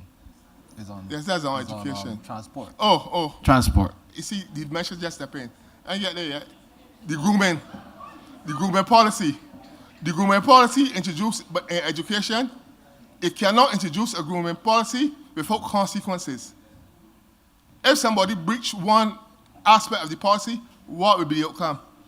I haven't seen the grooming policy, so I don't know if consequences are part of it. But if there are not consequences as part of the grooming policy should go in the waste basket.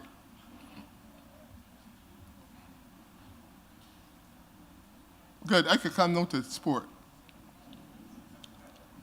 I would like to know what the Ministry of Sport is doing as it relates to cricket. I get the firm impression that they are killing cricket. They are killing cricket to its natural death. It was drawn to my attention that the Sports Council puts money in First Division cricket, BCA. What are they doing for the BCL?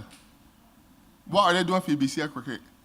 Now, in BCA, when a fellow goes to play cricket in BCA cricket, he don't have no empire fee to pay. He don't have to pay no lunch.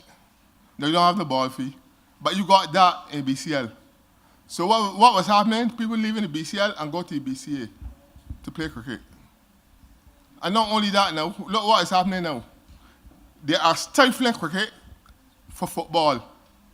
Can you imagine the all cricket field at Mahika playing field that we built, Sports Council telling we ain't to play cricket there? What madness that is? Mahika is the cricket club, you know. That's the name, that's how it gets its name. We had a field opposite the bus stand where when the road passed through and built it take our playing field. We used to have teams playing there with what we call rubber line cricket. Some people in here from Spike we know about rubber line cricket.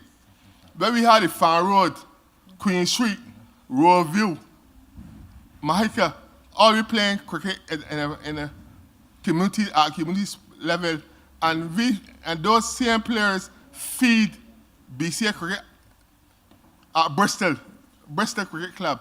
A lot of Bristol members came from that Mahika playing field. Now, that playing field now was given to us to replace that. You think that the Sports Council or the government will help me fix it? No. We, the Mahikans, we had to get with shovels or rakes and repair that pasture for ourselves with the help of C.O. Williams when they was doing the marina, who come and drop mud and all kind of things on the pasture and level it out and roll it. Yes, go away. And now they can tell we that we can't play cricket there.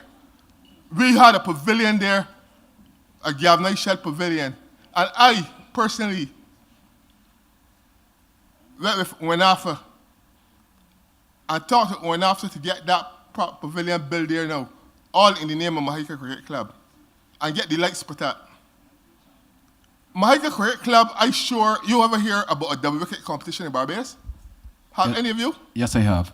The Mahika Cricket Club used to host double wicket competitions at Mahika playing field. That's how organized we were. Okay. And when Mr. Alpha put the lights, we asked Mr. Alpha to fence around the pasture, but he never get to it. And now the fence it around, they tell me football only to accommodate a sport in Barbados. That Barbados, I don't know when the last time Barbados ever win a football competition in the Caribbean. All right. But cricket is feeding young people. We got T20, a lot, and we feed them all over the world. And still, they try to kill the cricket. Telling me, and at Mahika, every Saturday morning, we had primary school children teaching them cricket under the guidance of the late Adrian King, right on that pasture. And when they get big enough for secondary school, they went on to Richard Stricker. And we produce, from there we produce a lot of West Indian players. So what The is dimension your, stepping what in is your Yeah, wish? idea. What is your proposal What do you want to for? see happen? But I thought that you all had picked it up already. I want the ministry to put some money in cricket. Okay. I want the ministry to put some money in cricket. And reinstate cricket at the Mahika Cricket Ground. Okay. With immediate effect. Okay. Thank you. Thank you for that. I was just getting the background to the Mahika Cricket Club. Mahika Cricket Club got 2 players on the West Indies cricket team. Justin Graves and Matthew Ford.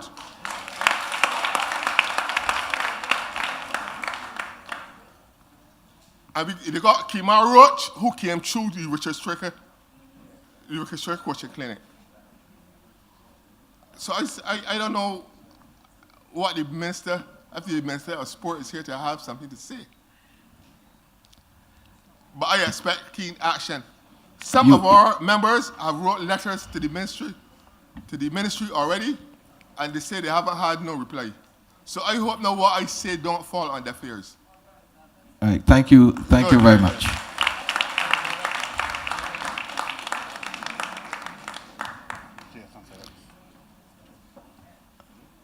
You've been heard loud and clear, my friend. We'll continue with Jason Phillips to make his contribution.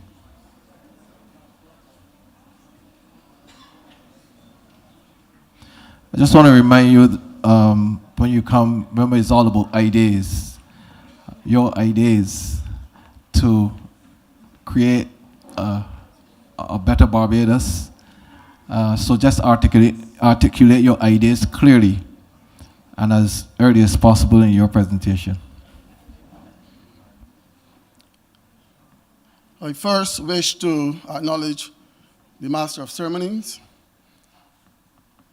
the Honorable Prime Minister, the Honorable Members of Parliament present, distinguished guests, ladies and gentlemen. I am Jason Phillips, and I was born right here in Speightstown. I grew up there in Church Street, and I live in 6 Mains Development. My topic, or the issue that I want to look at tonight, is transportation. And I'm concerned with the good people who live deep in Boscobel, Indian Ground, and even Speightstown, who travel earlier mornings, far in the south, maybe to the hospital as an orderly or nurse, police officers going all in St. Philip, maybe in St. Lucie. And for a number of years, many decades, we relied on the Transport Board bus service, a government entity. And I remember a number of months ago, government spoke about the divestment of the Transport Board. And that simply means privatization of the Transport Board. And we all know that investors are in business to make money. So, I'm concerned about that person who wants to leave Boscobel or anywhere in St. Peter earlier mornings to go to and from work or leave work very late at night. Perhaps they work at the hospital and they have to take the last bus. Now, to be reasonable, a business person is in it for money. The bus may be full coming from Bridgetown to Speightstown. And to get to Boscobel or to Indian Ground, we might have a problem there. I can't see a businessman wanting to take his vehicle or her vehicle to deep Boscobel with 3 people in it. So, that is the issue. The solution. I want our government, and I use our, to promised us,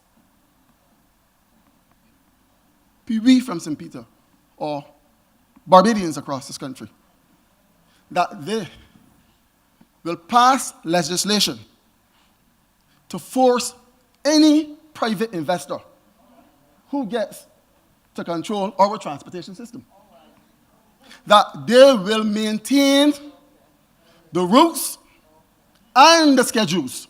So don't tell me at 12, when the last bus is leaving Bridgetown to take home that hard-working nurse to Lonesome Hill in Indian Ground, that when they get to Spikestown, they're done and going back up the road because it doesn't profit them. Guarantee the good people of St. Peter that if we go ahead with the divestment of the transport board, that government will ensure that's the solution. Pass legislation to force investors that they must follow through with the route and the schedule. Thank you.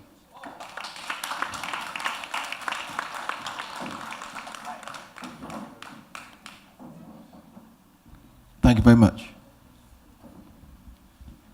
Are you going to make a comment? Okay.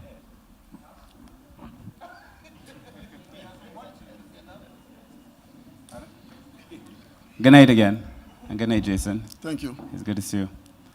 So we were here, as I said, a few weeks ago, speaking to transportation. And the thing that was clear to me, and I think it's clear to people in the North, is that the current system does not necessarily give the North the best transportation in any event, and that there's a need for us to make some changes. I think when I'm finished, I will allow the operations manager to speak. But that there is a need for us to make some changes in the way we deliver services to the North. Again to the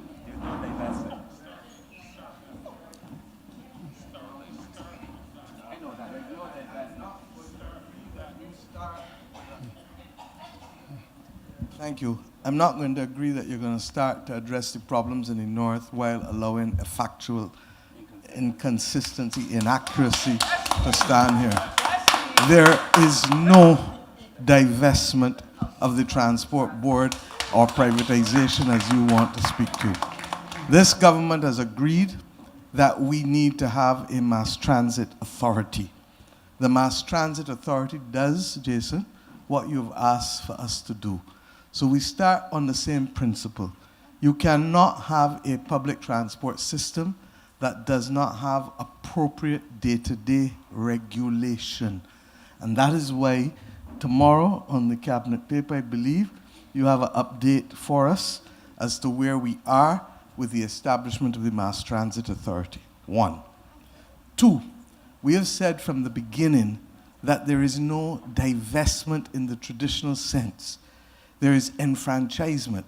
Now, I know that it may be difficult for you to see beyond the letter D, but E comes after the letter D.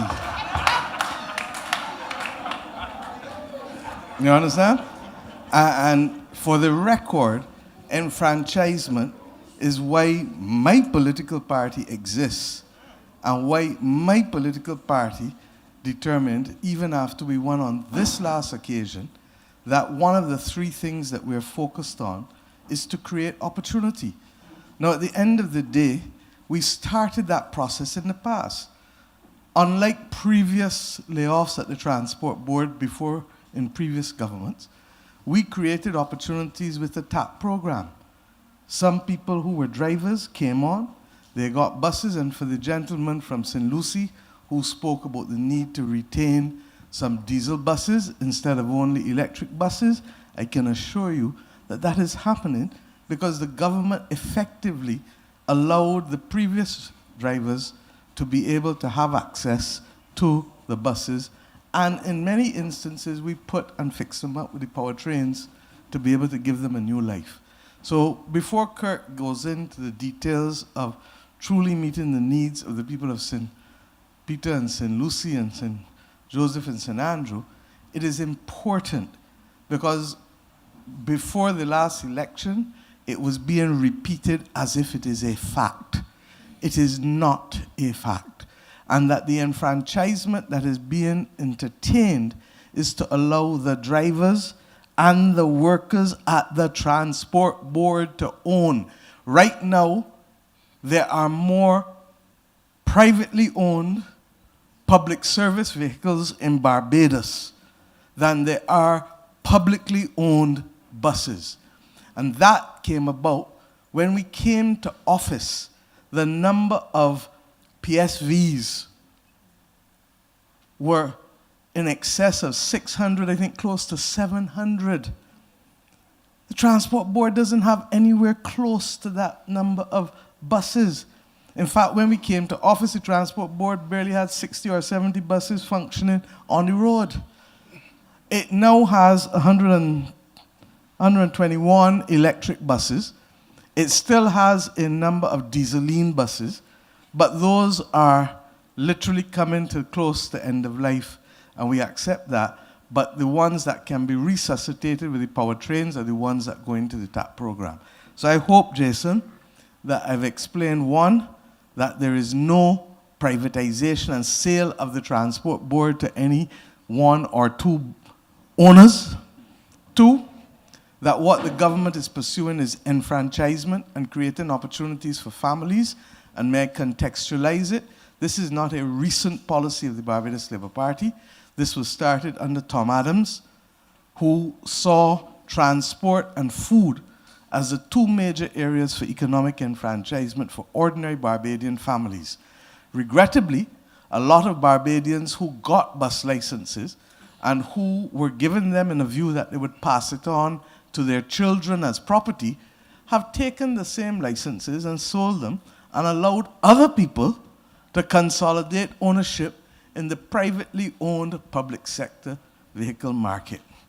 Thirdly, we are very, very clear, and we are at Eden with you, and it doesn't need to be done by legislation because the regulation of the Mass Transit Authority, when it is established, will be able to say to people, Colin, you take a long route that may not be as profitable for 3 months.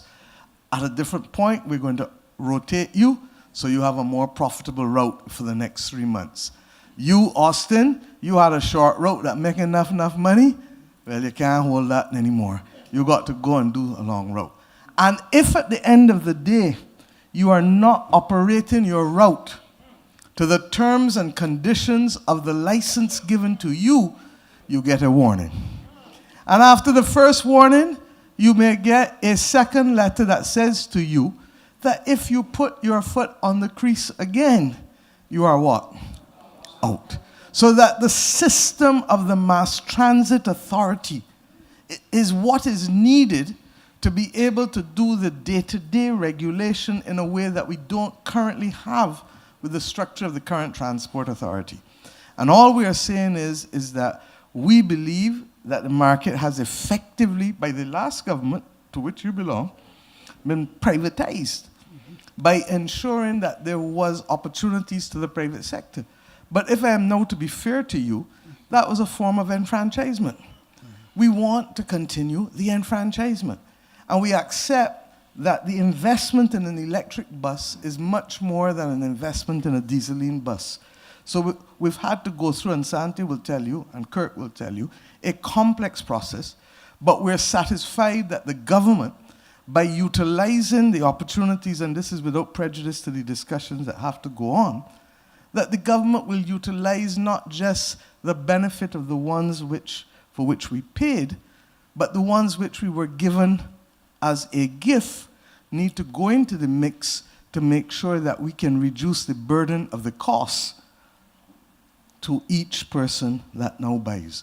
So the government is going to pass on the benefits fully to the people who buy the buses. But I want to make the final point that is just the drivers. But other people who work at the Transport Board will be given opportunities for economic enfranchisement should we agree with the workers and the unions once the discussions formally start. And where is that likely to be? A bus terminal must be cleaned. Right now you have people cleaning it. Why shouldn't they be given the opportunity to partner with another cleaning company that is determined by a public tender process, where they can have shares and be part of that cleaning company while making sure that we keep the place clean, but they become owners. A transport terminal needs security. Similarly, why can't we ensure that we enfranchise them to be able to be part and parcel of the ownership process once again with another private sector entity that will be determined by public tender? And when we say private sector entities, it is likely that we will create a new company, but the determination as to who we partner with will be on the basis of a public tender for requests for proposals. Where we anticipate that we may see a consolidation in transport will be in the area of school transport. And we have said the government spends millions of dollars, $6 or $7 million every year, or 8, I can't remember the exact figure, so please don't hold me to it. The Deputy Prime Minister is on record saying that the Transport Board will be divested. And we know that divestment means privatization of the Transport Board. And I am only concerned insofar as we are going to guarantee if the Transport Board is divested, that government will hold those investors who put money in that Transport Board, that they will honor our people by insisting that they go the full route and that the schedules are kept. Our Prime Minister, you went very wide. I'm not concerned about the union part and so on. Enfranchisement simply means that the drivers and so on might get the opportunity to own the bus. That's not my concern. My only concern for St. Peter is that if there is divestment of the Transport Board, privatization of the Transport Board, that the private investor does not run the service only for a profit. Thank you. Thank you. Just very quickly, Jason, and I understand the question. I think the Prime Minister was very clear. So there are two things you have to understand. And the first is that PM was very clear, there's no divestment, there's no privatization. We met with the drivers, and we're going to continue meeting with the other staff. And we're looking at a model that puts the buses into the hands without them having to look for a lump sum, with the necessary support to clean the buses, to maintain the buses. They own the buses. They get to own and to drive if they choose to. The model is sound. And we've had those conversations. I can't say too much here, but there's no company that's coming in to own the Transport Board or none of those things you're alluding to. It's none of that. As it relates to the cleaning and the maintenance and the servicing and the quality assurance, again, the workers get those opportunities. And I'm saying to you, where it was going in the beginning was, currently, many people, when we were here, they said that they weren't satisfied. The Barbados Mass Transit Authority, which is the new body we are creating, is going to be responsible for regulating all that service. Give me a second. It's going to be responsible for regulating the times the buses are on the road, whether it is minibuses, ZRs, the former Transport Board buses, taxis, everything. So that they regulate to ensure that if you want this permit, you have to be able to commit to delivering services to these areas that we will determine. You don't get to handpick. These are the areas we determine you have to work to make sure the same people in St. Lucie when we were here in the north that said they couldn't get service after a certain time, the Mass Transit Authority will guarantee that the service is much improved by being able to regulate with teeth, because currently there's no teeth, by being able to regulate with teeth to allow us to determine where the routes are, who gets the route, and so on. So the people will get a better service as opposed to less quality of service by the route that we're going. That's the point I wanted to make to you. Thank you very much. And just take it as a joke. Yes, I must stop at D because I believe in democracy.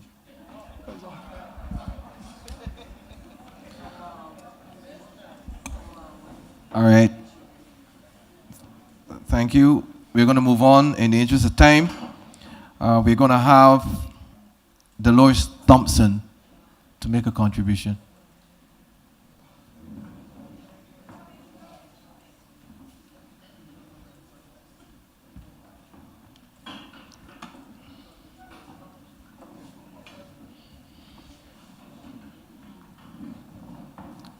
Remember to bring ideas.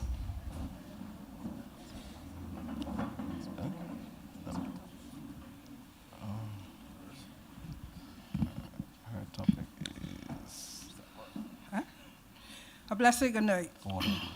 Since protocol has been given, I will go right in. My name is Dolores Thompson, Melvin Hill, St. Joseph.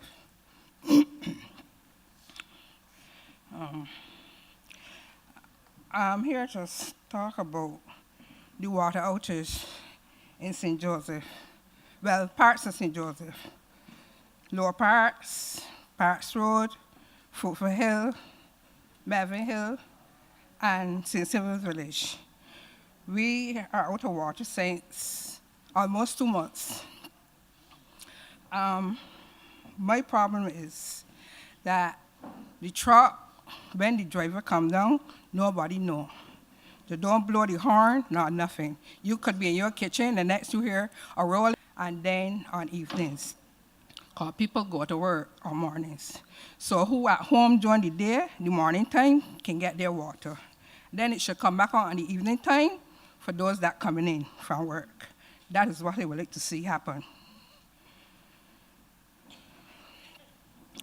And since I'm on the water thing, is the government still have the project to assist the pensioners with the water tanks?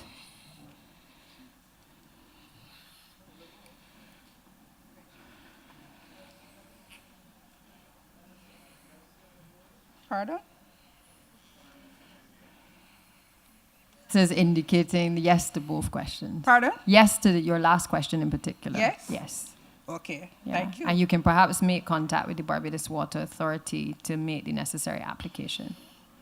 Well, I asked that question before I come here, so that's why I'm asking it here. The next thing is our roads. Before you go to the roads, there are 2 senior officers from the Barbados Water Authority here. Before you leave tonight, make sure you speak to one of them. Name? And make sure she sees you. You? Okay, thank you. All right, my next thing is on the roads. Well, Mr. Humphrey, you just jump into the bandwagon. Thanks very much for the Melvin Hill Bridge start and the Erie Hill Bridge. We are grateful for that, the start. But I would like to suggest that Fruitful Hill Road start about 3 times and had to stop. I would like the Fruitful Hill Road to be pushed off again, marred, so it become a shortcut for us that live in Lower Parks, Fruitful Hill, St. Sylvan's Village, Parks Road, and Melvin Hill. Right now, we have a long journey to town. We have to go to 2 routes. We have to leave home from Melvin Hill, go to Bizets, go down Springfield, up Guys Hill, up George River, onto Horace Hill, and you either take the left or the right. You go to Chimera's Batchberry, or you go the Bashable Road, which is all down to get to town. Or we have to leave home, go to Bizets, go to Chalky Mount, go to Coggins, go to Bruceville, where the other bridge is doing now, go up Springfield, go into St. Thomas, go up Hyman Hill, go down Sharp Hill, go in Jackson, go in Warrens to get to town. That is a long journey. I took that journey 3 times today. It is really long. And you have to burn a lot of gas. You have to burn a lot of gas or diesel. It depends upon the transportation. So I would like to say Fruitful Hill do that. It could be a shortcut for us till the Melvin Hill Bridge finish. Thank you very much. Thank you, Delos, for your contribution. Are we going to move on?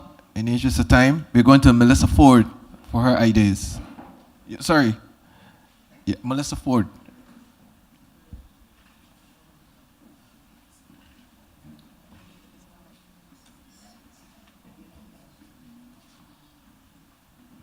Good night, everyone. Protocol already being established. I really want to address 2 things. this evening. The first one, the first one being the re-establishment of the Scotland District Authority. The reasons for that would be it would ensure specialized planning. It would prevent unregulated development in terms of housing in high-risk areas, having houses in high-risk areas, and also it would promote safer housing and infrastructure, as it would address landslides and flooding and all of that. I think that bringing back the Scotland District Authority will ensure there is not a fragmented approach in terms of managing the difficulties in that area. Now, I recall, I think it was late last year, we had a lot of rain. It was the then Attorney General, who was our minister, Honorable Dale Marshall. A call was made, I got the information, and I went to Spa Hill.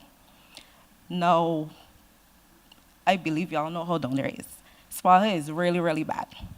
And I believe that if this authority was in place, that there are 2 new houses in that area.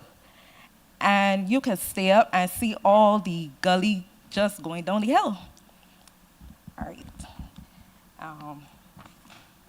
My next point would be, my next idea, I think we can take a pause here for 1 second, a few seconds.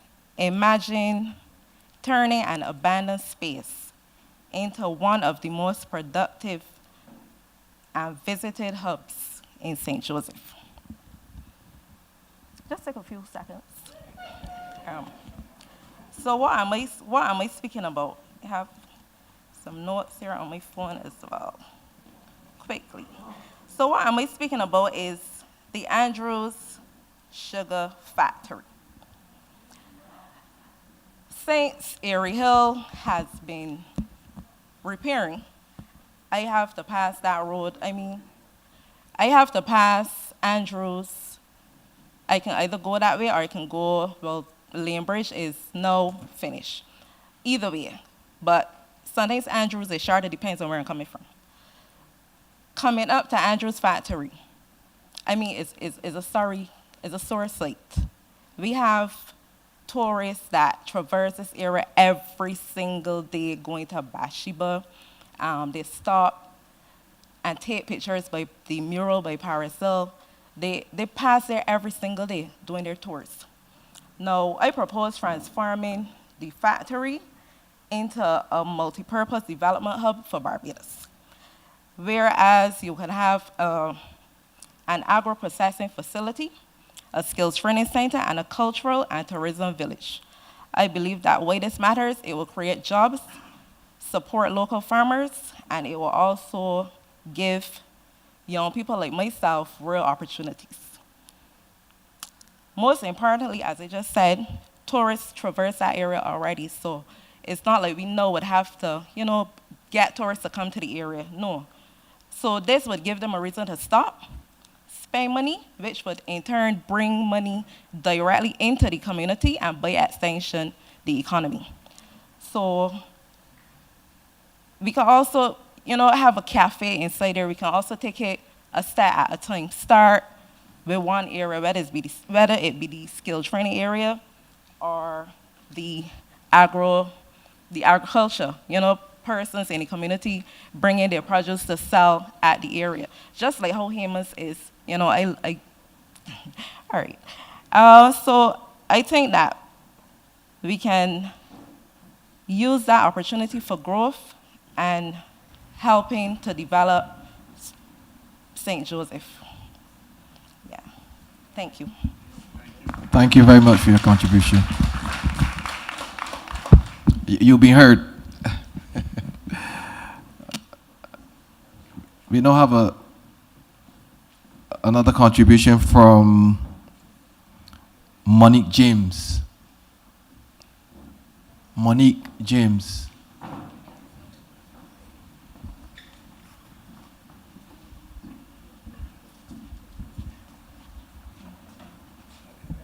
Thank you very much. Hi, good evening, everyone. Monique James, Checker Hall, St. Lucie. I'm here with 3 concerns. I just want to address the teacher who spoke about, just to give a correction to you, when you said there's persons under 45, but I just want to make links. In 2008 to 2018, I count that lost ages for youth development in this country. And persons at that time, between those years of 10 years, would have been between 9 and 15. And add 10 years to that, they'd be 25, and those are the ones who are committing the crime. Because during 2008 and 2018, being at that time a youth worker, our programs were revamped tremendously. I mean, they were cut. We were not engaging children in the community level. So persons who are under 25 now, majority of the persons who are committing crimes, were not engaged in national youth development in that year. So I just want to give a little correction, because if you look at statistics, you will realize, and I am a youth worker from back then, and I know the work that I would have done, and during those years, those are not the persons who are involved in criminal activity now. So I'm just saying, they just want to correct you on that. So moving forward, on youth development, I would like to find out for St. Lucie, what are the plans? Because I know that I know that persons are supposed to be engaging our young people. And I would like that we have more consultations, because persons come up with projects, and they come up with really good ideas, but sometimes it's not from the people. I think that I would like to see persons walking through St. Lucie and engaging my young people again, so that when projects are delivered, you will get the participation because it came from the people. Part number 2, it's heavy on my heart, especially because I grew up going to River Bay. And seaweed, I know it's no longer just a national, it's regional, it's international now, right? And I understand the times that we're living in. However, there's been years over and over and over, and we're seeing our beaches, which is part of the product that we sell, being destroyed. I just wanted to know, I'm not really a scientist or anything, but I was saying that if we can put a net at the mouth of River Bay, so that at least, because Island Safari comes through St. Lucie, people can no longer walk down anymore. You can't cross over, and River Bay has a rich culture for me. It's where I had a lot of Sunday picnics. It's where I went with my mommy. Whenever my family came from overseas, she would take all the children to bathe in that stream in River Bay. And it's hurting me to see, because at the end, to save it, we got to use the caterpillars and stuff and digging away and destroying all the time. So I do appreciate, and honestly I do appreciate that things do take time, and it is not just something that we can control out of the blue. But I would like to see some temporary measure to protect not the loan, but one of our major parks in St. Lucie, because I live in Checker Hall, and when I'm driving Allendale, you can still smell the seaweed all on that road. And I'm heading down to Checker Hall and I smell it. So I'm saying, give relief somehow. I know it's being clean currently, but if there's something that can be done that we could bring back life and get movement still in St. Lucie. And finally, I've recognized Archer's Bay. We don't have garbage cans out there. And persons go and they enjoy the location and stuff, but there's no way to store the garbage. There are cans that were put there from PIC and another organization, but if it's possible that we can have the collection of the garbage, put it as part of the trail. And I've been driving along our bus stops, and I know years ago we used to have the little baskets on the bus pole to collect the garbage. If anyone driving, you realize as we get to bus poles, when you get the bus stop, persons are socializing there, but then they're eating. Unlike me that will put the garbage in their bags, they're dropping it, especially there by Welch's. And they're coming across the highway there by Cyan Hill, and there by Mile and Quarter sometimes. I mean, the young man that cuts the grass, he cleans it up a lot. But I'm saying that if we can go back to have some kind of collection or some bin at our bus stops that people could also drop their litter and preserve our country. As I said, we're on a mission, right? So I would like to really preserve St. Lucie, and then to have some youth development in St. Lucie and our collection. Thank you very much. Thank you.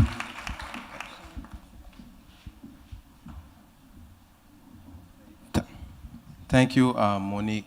And I agree with you on the youth aspect of working in St. Lucie. Actually, the youth commissioner for St. Lucie, I met with her a few weeks ago, and we are definitely going to do some more projects. One of the things about St. Lucie, and the MP knows that he spent some time up here over the last few years, is that when you engage persons in St. Lucie, the whole community comes out, regardless of if that's a fete, if it's football, if it's cricket, whatever it is. So one of the things, are some of the projects that we want to do are more community engaging, whether that's cricket, whether that's football, whether that is engaging, however we can engage the community at large, and especially our young persons.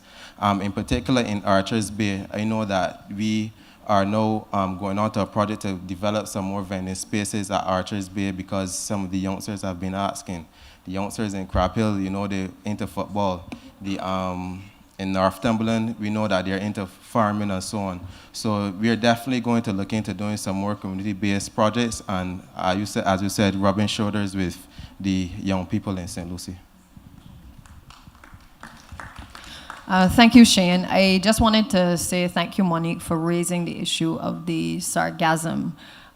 Since I've become Minister of the Environment, this is something that has been playing on my heart and my mind almost every day. I raised it at Cabinet a couple of weeks ago with Prime Minister and the rest of the team, because in doing a number of the site visits to a number of the locations, we recognize it's not just River Bay, but it's across the northern parishes, across the south and southeast of the island, that is primarily affected by the influx of sargassum.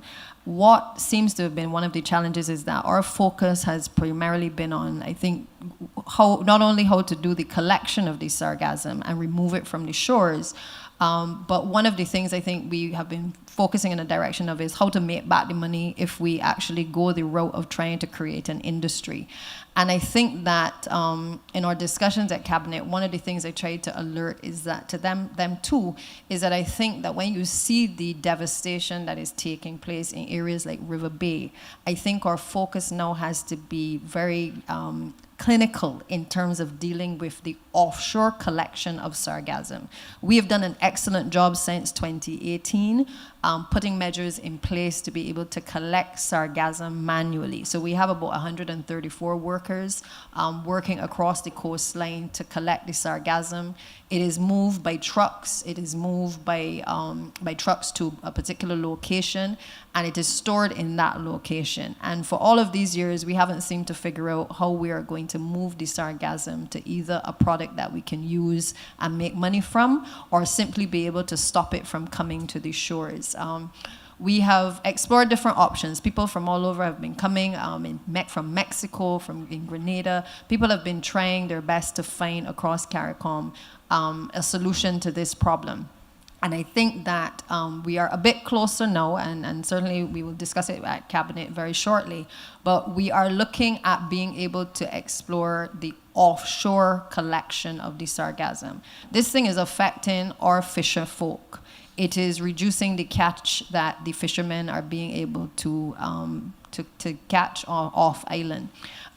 There is experience outside of Barbados in terms of being able to use large ships in some cases to be able to collect and harvest the sargassum and be able to use some other technology to be able to turn that into something that can be used, whether in fertilizers, biofuel, or other means. And I think our attention now has to be on mapping with the technology that is available to us, where we need to position those types of vessels offshore to stop it from coming into the island. River Bay is particularly unique because, as you said, it has the mouth, it's literally a bay, and we are seeing in Concept Bay as well as Skeets Bay, we're having serious difficulty being able to clean. I had the opportunity to get some drone footage of the area of River Bay, for instance, and it's not just the area where you drive around the roundabout and you see the sargassum, but both of the inlets in that area are for several miles pretty much clogged with the sargassum. And for those who have been there when we've been trying to clean, what you will recognize is that as you stir up the sargassum that has been laying there for several months and years, you end up with the gases and stuff which people then end up inhaling. And that is why I'm suggesting that we have, in terms of my idea, I think we have to move to now aggressively trying to get the expertise on island to be able to map how do we find ways to stop it from coming on island, while at the same time trying to deploy the necessary resources to be able to clean those beaches and to restore places like River Bay and Concept Bay and Skeets Bay and Oystins and Silver Stand back to their glory days. Because I too spent a lot of time at those beaches picnicking. We have done an excellent set of work in the botanical gardens, building out a space for the central areas. But when you stand at River Bay and you see tourists and locals coming up there, or you go to Bath and you see the dismay on people's faces, I believe the time has now come for that urgency from us as government to be able to do whatever we can to be able to put the resources there to stop that influx of the sargassum coming to our shores. And I will say as well that this year, the blooms are expected to be even bigger than they have been in the past. We are already seeing in the early part of the year significant blooms coming to the shores, and of course it is impacting, you know, the enjoyment and the recreation of everybody, all of us who enjoy that area. So I hope that once we're able to confirm as a cabinet what we will do in terms of the resources, that we can move to expedite being able to not only stop it coming coming into the near shore, but certainly long term being able to find a use or the number of uses that clearly are available to us to be able to look at sargassum as well. So it's in a really bad shape in St. Lucie, but that's been taken care of. What I would like to see going forward is closer communication with the residents. I'm not confident based on what I've been hearing, and correct me if I'm wrong, the minister probably can get a chance, not the minister, the representative may get a chance to tell me different, but I think there's a lack of stronger communication. So it's a suggestion. I don't see why in 2026, with so many resources in each parish, that there's not some sort of, let's say, committee or a pool of resources from each parish that could take some off the work off the representative hand. Many of them are engaged in, you know, ministries, etc. I would like to see the government look at the possibility of engaging so many of the resources that Barbados have in every parish. I know years ago they had something called a parish council. Maybe that could be sort of a model, but modernized. So that's my first suggestion. The other thing, you just mentioned these places in Barbados of interest that many tourists visit. And one that you didn't mention that I haven't heard is a low-hanging fruit. It's a place called Little Bay, St. Lucie. Incidentally, the road and the bridge has to be passed to go to Little Bay. Little Bay has one of the most geological interests of the whole island. There's a natural arch there. There's a wave-cut platform. There's blowholes. And every day, people visit. The safari jeeps are there constantly passing my house. And they go around, there's no facilities for sanitation. There's not even a vendor, no concessions, nothing. You can't even get a bottle of water. And I understand, you know, the tourists come from south, they want to lounge drive to St. Lucie, there's nothing. The road is horrible. And for that sort of, you know, physical feature that is so well visited, I would like to ask the government over the next 5 years, these things will happen overnight, I do get it. Put that on your list of things to look at. Have the Little Bay, Pike Corner area develop in a way that the tourists can come there, they can sit off and have some natural drinks. We can involve the local population, you know, residents, to look at, you know, village tourism, because there's a lot of low-hanging fruits here in Pike Corner.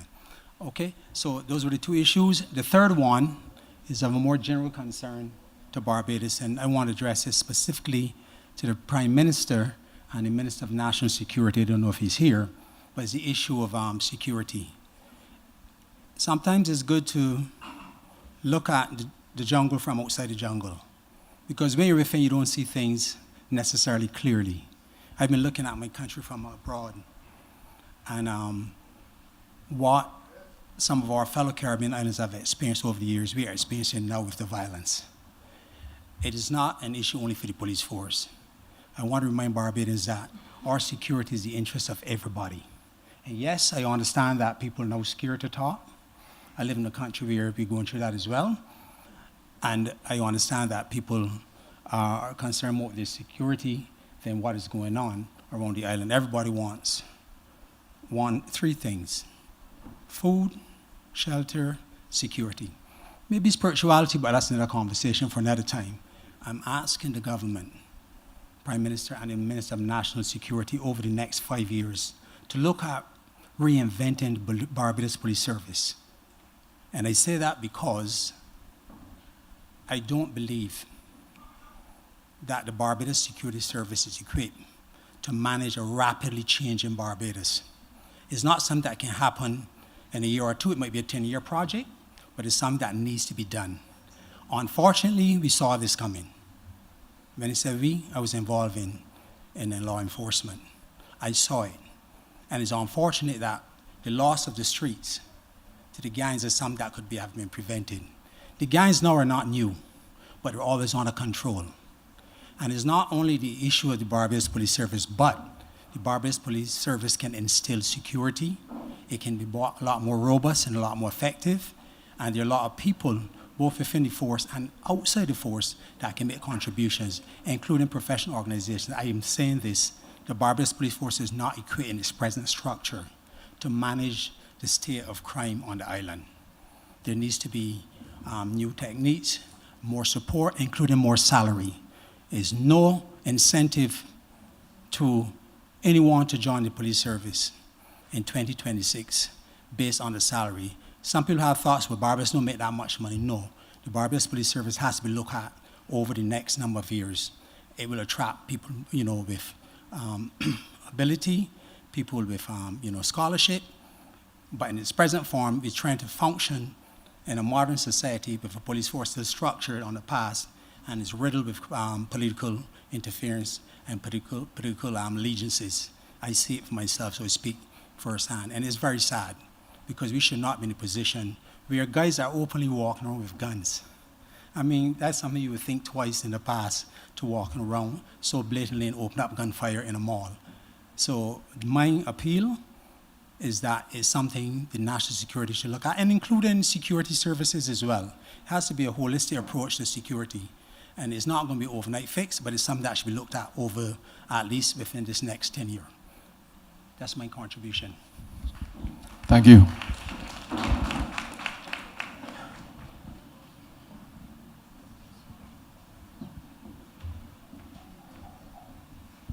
Thank you very much for your contribution. We are very much in the process of the restructuring of the Barbados Police Service. I'll leave it at that from the point of view of making it more appropriate. We take for granted that we have a service that is 191 years old and therefore has to be brought in with a lot of its systems, a lot of its operating procedures into the 21st century fully. I've spent more time in the last few months working with the relevant ministers and the police in trying to make this happen. And you would note that about 18 months ago, we took a decision to be able to regrade the detectives and the special branch even in advance of the rest of the public service, because effectively we were losing all of the officers out of uniform, the detectives wanting to go back into uniform because of the disparity in pay. I expect that the regrading report for the entire public service should come to us soon. I anticipate that after that initial report is received, there will be discussions with the various unions, and I anticipate that the appropriate regrading across sectors, there are valid cases for police, for nurses.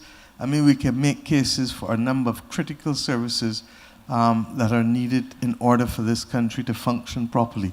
And the government is very much aware that in many instances, we need to do better within the public service.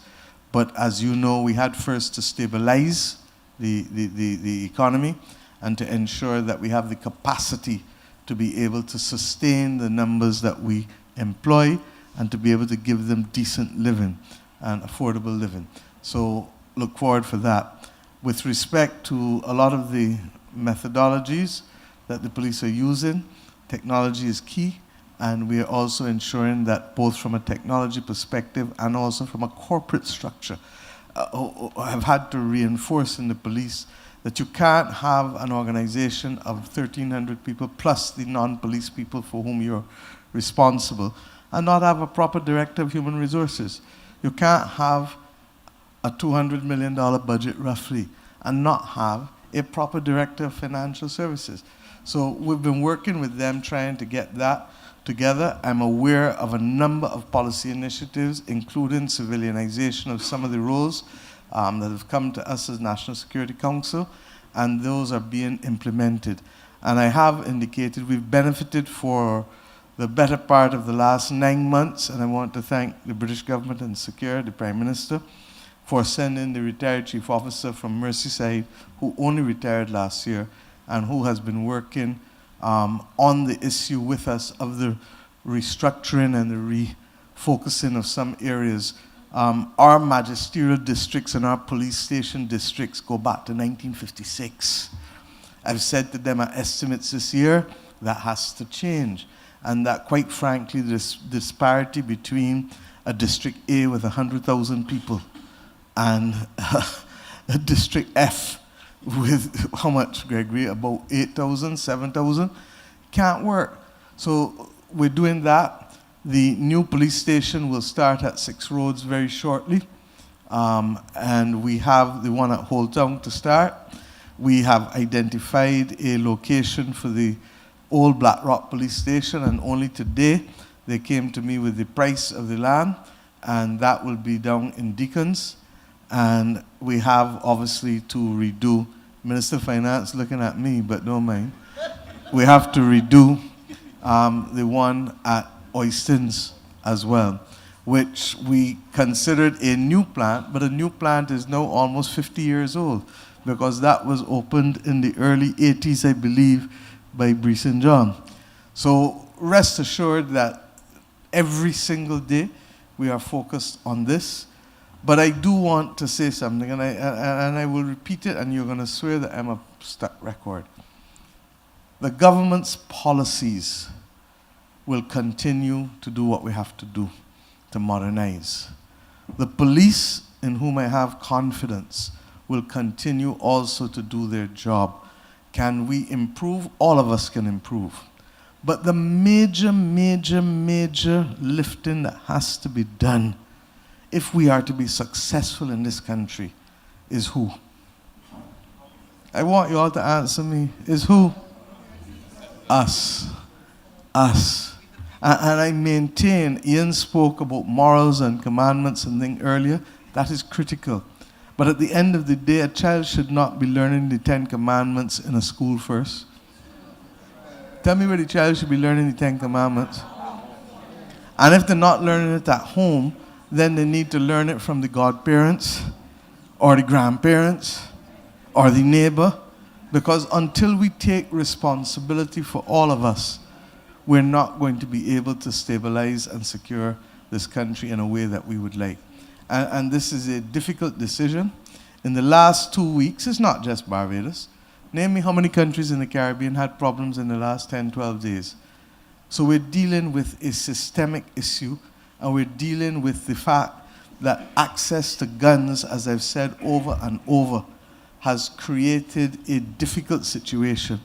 And when you really think about it, gunpowder allowed a handful of people to do what in Africa? So that we have to be able to be firm in our law enforcement. We have to be able to be nimble in our policy making.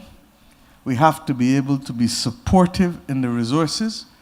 But with all of that, if we do not have the majority of households, population, families playing their part, I am telling you that we will be fighting a Sisyphean struggle. In other words, as we go up, we're coming back down. We go up, we're coming back down.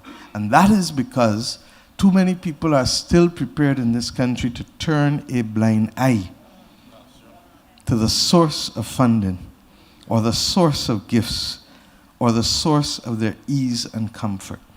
And these are the difficult discussions that we must have as a country, because if you see a child come home with a gold chain that you didn't give it, where did they get it from.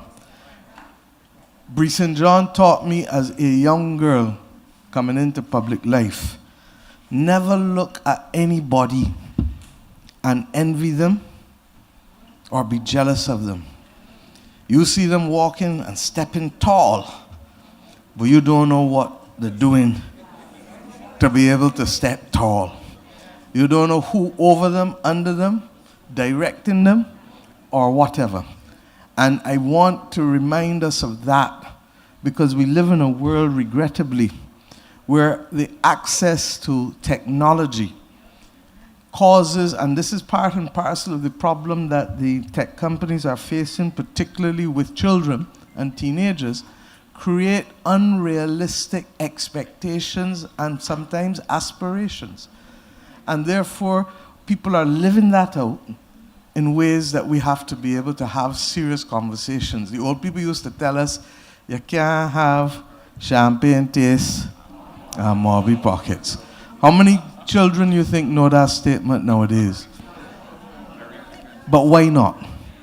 If you know it, why children don't know it? You understand? And y'all may say that I like to use a lot of sayings, and I think that I old. It is that the sayings get the message through immediately. So if I tell you many hands make light work, bag, Santi, and I can do so and lift it up and want to know what else to carry. If I tell you Moby pockets and champagne taste, what are you trying to tell you?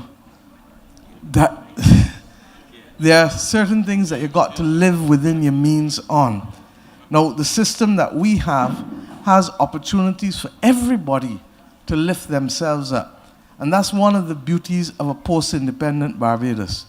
But somehow or the other, there are still some people who are not getting that message and who are prepared to turn a blind eye without recognizing that as much as they enjoy the fruits that are being given to them, they may end up banging the belly and hollering when somebody close to them then finds themselves either dead or in prison. And these are the difficult conversations we need to have, community by community, family by family. If you see or know that somebody coming in and hiding a gun all the time, call the police. The police are not going to charge you if you're reporting a gun and bringing it in a way that, unless you are holding that gun for possession. And we've said that if you want an intermediary to validate what you're saying, find the priest and you and the priest go and talk to the police. If it is that you're frightened, I understand, then find a way to talk with us and we will find a way to help you out of the program or the problem. But what cannot happen is people seeing things and doing nothing, saying nothing, and then be surprised at the outcome. This is not what we want, but it is not yet bad enough that we can't pull it back. But if we are to be successful in pulling it back, it's not dependent on the police alone or other law enforcement alone. It's not dependent on the government policy alone. It is dependent on the people in this country, all of us in this room, all of us not in this room. And that is what it comes down to.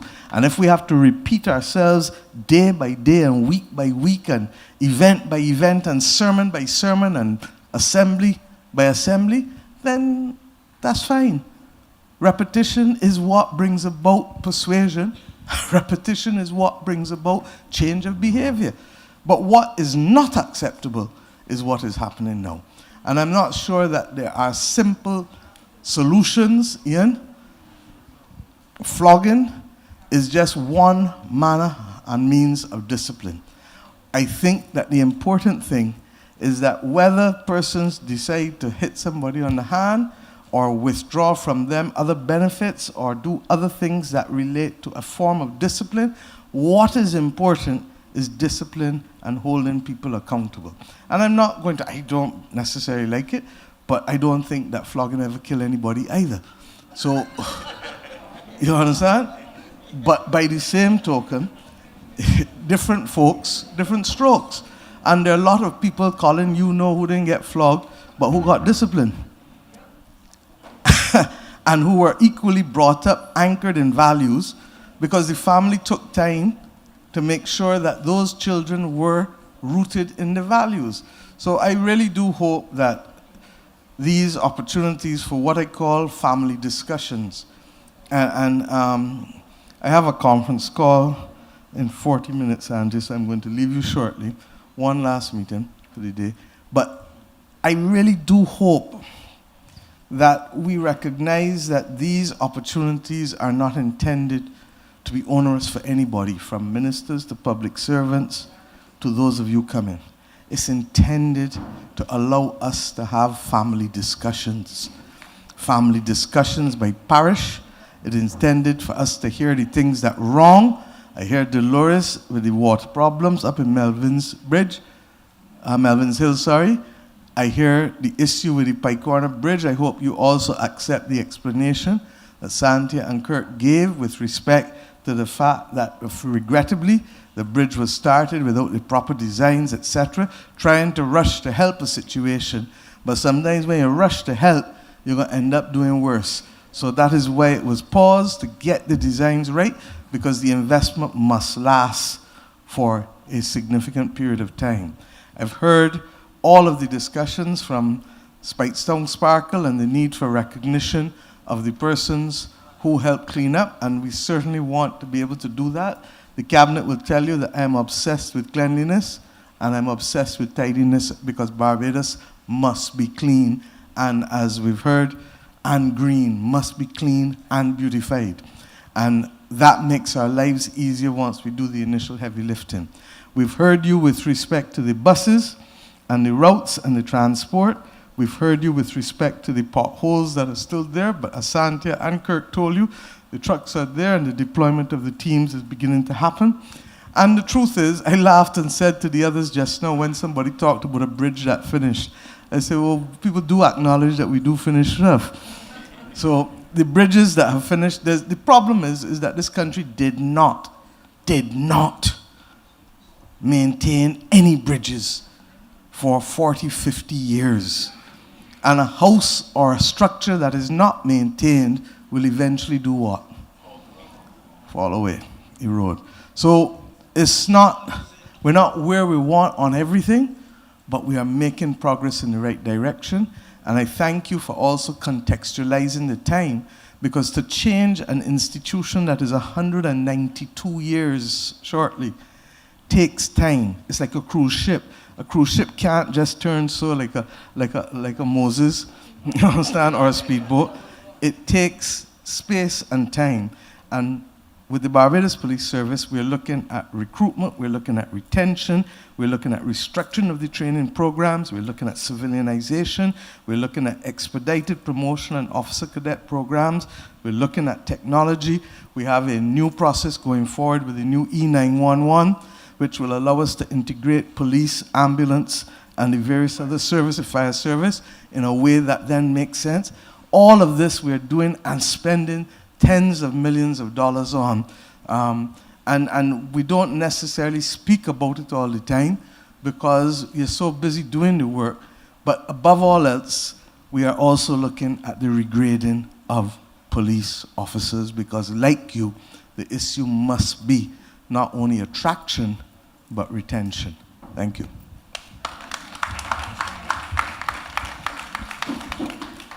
Thank you, Prime Minister. Yeah, I believe strongly as well that children, you must link the actions of children to consequences from early. If you don't do that, they'll never understand or respect the consequences. This is why some people, when they're charged to go to prison, it is a badge of honor. But if from very early we let them understand that there are consequences to their actions, they'll learn from early. That's my 2 cents. And I didn't say flog, but flogging doesn't kill, because I'm still living.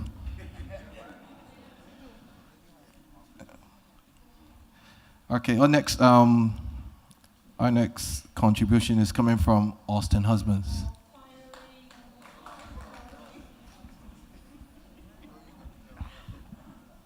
Remember to keep it as concise and clear as possible. Don't worry, I'm already short. Thank you. let me welcome you to St. Peter again. And I hope that when you came that road, you didn't drop in the pothole in front of St. Peter Bay nor Schooner Bay. I want to start with a thank you. And Madam Deputy PM knows why I'm saying thank you. Because I couldn't get any assistance at one point from my area. I fought, and she helped me fight. And like two good friends, we got the job done. Thank you again for that chasm that we had in my gap. I'm not going to go over what the others said about St. Peter. However, what is my concern? Many years ago, we had a journalist from the nation, a guy called Roy Morris, that used to spend a lot of time by the traffic lights in Speightstown, monitoring the PSVs. And he wrote copious articles about these PSVs. And if he went back in the business today, he would have a lot of information. He would have a lot of material. The same things that were happening then at the junction of the K&R Husbands Highway and Church Street are happening now. So I'm hoping that we can get the Transport Authority, when it's set up, to put all these buses, every single one, ZR, B, BM, whatever it is, all under a schedule. Because at the moment we have sometimes 4 buses leaving the terminal in Speightstown, going to Bridgetown. Absolute chaos. And sometimes they go around the Sibyl-Lee-Cott roundabout, around and around and around. And one coming this way has to stop because you give way to the person who's coming from the right. And they've been doing that foolishness for a long time. I'm sorry that Roy Raphael is not here now, because I tried to contact him a long time ago, and he was saying that it's not all the fellas, but let me tell you something. If 4 out of 10 do it, that is as good as if all were doing it, because this is only a little town, a very, very small town. So I'm hoping that they will all be put on a schedule so that we don't have that chaos. And then the public, the traveling public, will know at what time they can get a bus. So you'll get a bus every 10 minutes, every 15 minutes, going in whatever direction that you need it to go. Now, I've been involved in tourism for enough years. We understand, and we're looking forward to when the beaches project starts. I've asked before that that mangrove to the south be maintained. But I also understand that a road is going to be cut to go up through there by the apartments before the boat. I'm hoping that that road will not impede on the little bit of land to the north of the Mohica playing field, and that I hear a lot of talk about young people, but I look around here to see 1 or 2 of my schoolmates from primary school, and I know if I ain't that young, they ain't that young either. I'm not calling any names. Roy's the same school you went to. Not that long after me. But people that have lost us a little bit of hair, we also like to go and sit in the sun sometimes to, get a little tan there. Sorry, bye. But we like to go and, sit there, and we would hope that a section of that area, we'll just have a little wooden bridge over the little pond that comes over there, that we can go there and that we will have a little recreational area that we can enjoy. The other thing is, I know some time ago we were told that the beaches on this side would all be taken care of, starting from, I think, Half Moon Fort, all the way to Gibbs Beach. There is a lot of erosion that is taking place. And it upsets me that I actually hatched plants, got permission from NCC to put plants on the beach, and some lovely lady complained about it to NCC, and they took up the plants that L. Austin B. Husbands planted. They did not even tell me to come back for them so I could give them to somebody else. I don't know where they tossed them. And the excuse was that the turtles would not be able to bite through the roots when they come to lay. And I suggested to the young lady who said that that she tried putting her finger into the mouth of a turtle. And that hopefully one of my good friends would reattach the stub. Turtles have a system. We need to have beaches for them to lay on. Right there in Sand Street, there were houses on that beach. In 6 Men's, the guitarist Bertie Connell, God rest him in his grave, used to live on that beach. Other houses were there and shops. Not only Brady's a commune, but they had other shops along the Tress and some other people that had shops along there. And we need to have these beaches restored, but we also need to do what the government has been talking about, what your government has been talking about, and that is planting trees. Somebody used some fancy word, reforestation or something like that. By norm is planting trees by the bay to hold the sand so that when the sand, because sand will naturally accrete once there are tree roots there to hold it. So that is one of the areas I want to look at. We are talking about tourism, having some place to, to enjoy. And the beach, whether we talk about tourism as all kinds of fancy things, the truth is that the beach is still one of the biggest attractions. The sun, the sand, and the sea. And we can only attract people to a beach if there's a beach. Thank you very much. I've been short. Thank you for your contribution. We'll move on. Points taken. We move on to Roger Moore.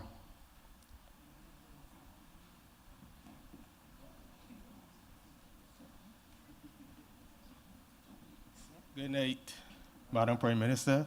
Good night, ladies and gentlemen. My point is the water problems in St. Joseph, and I'm going to get straight to it.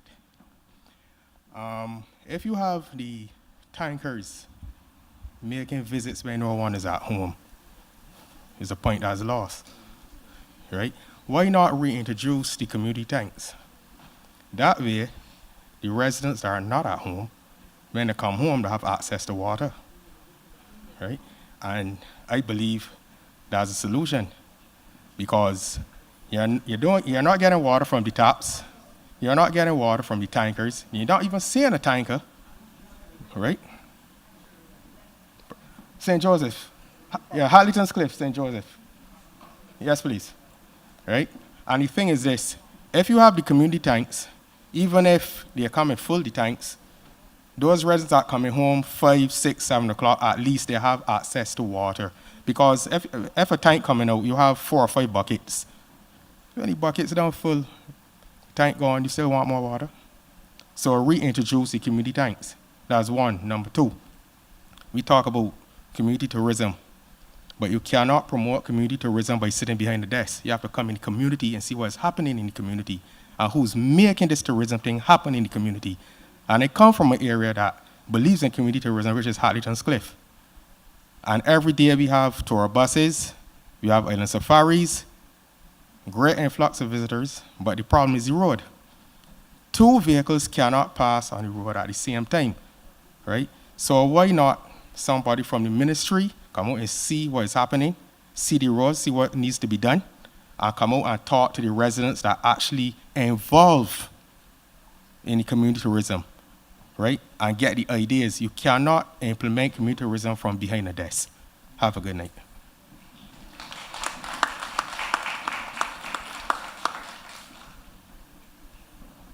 Thank you, sir. Good contribution. We'll move on to Anderson Rollock.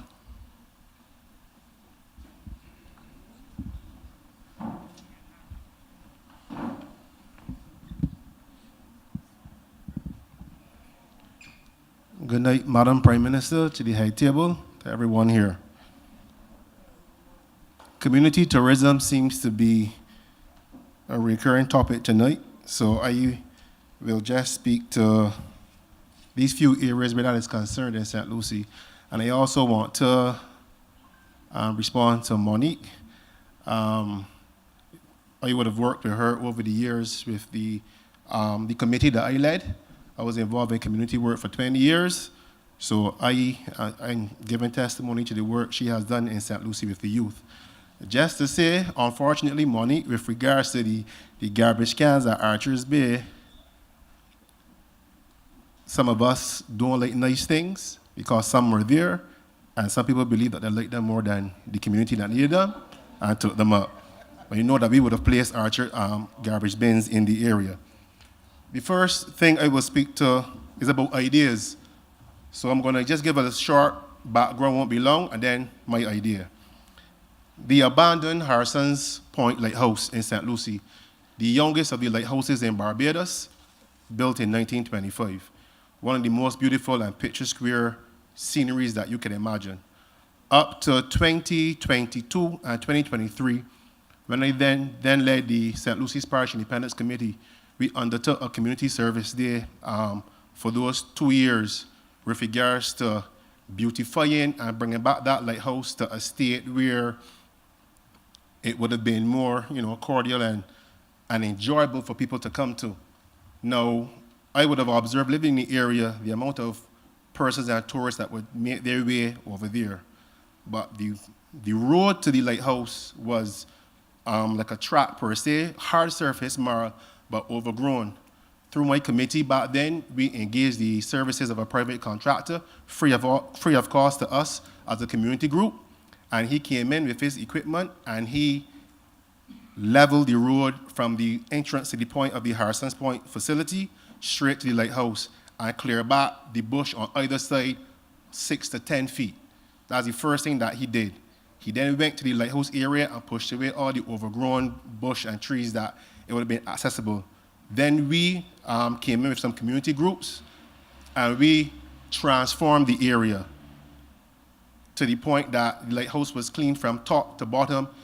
And there's a very sound structure that is there, which is the old abandoned, the lighthouse keeper, his quarters is still there, the structure is still there. Pretty much just needs a roof and some windows. And you overlook part of the Caribbean, Atlantic, and Pacific Ocean.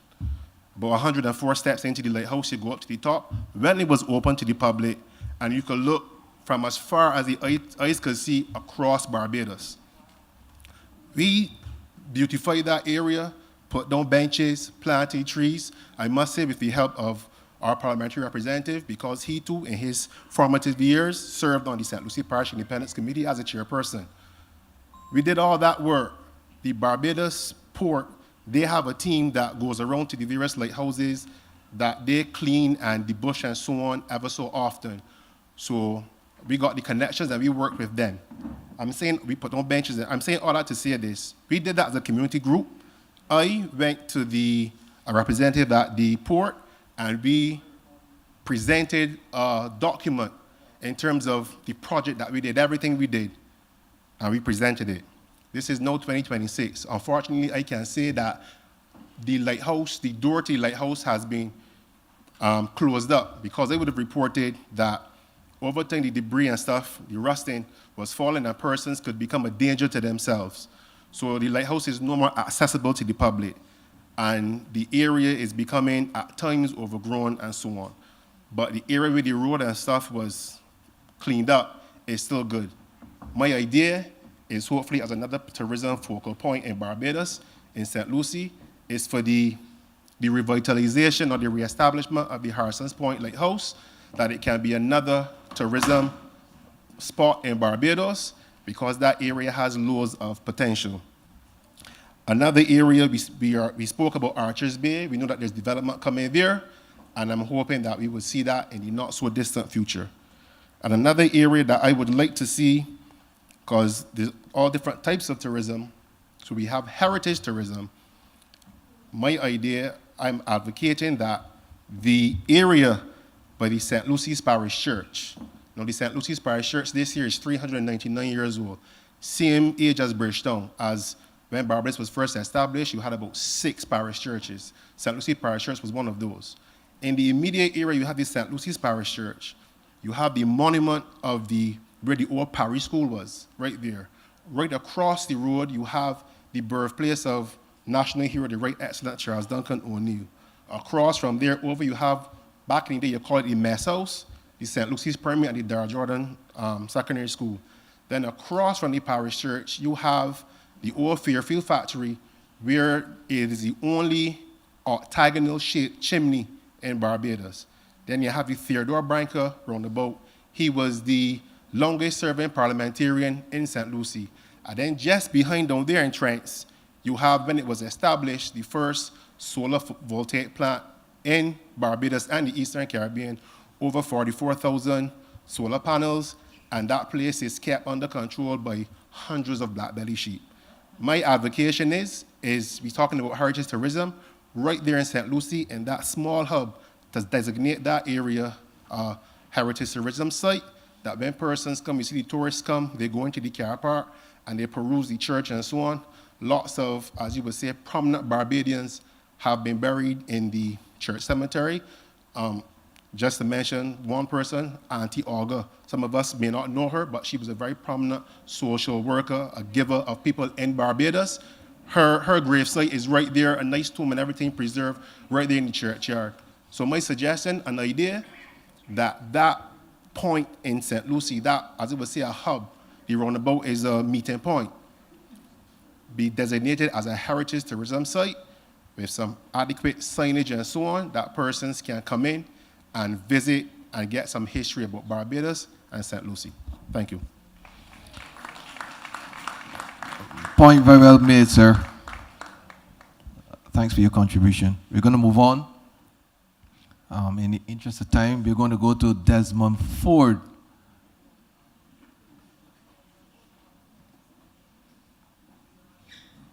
Another young man.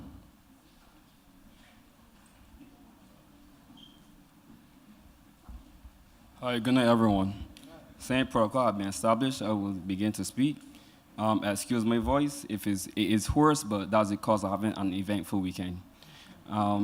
Basically, I came here to speak on two topics. Firstly, financial literacy.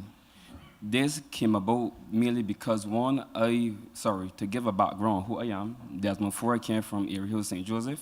Currently, I am an accountant. I was in accounts for basically over 6 years.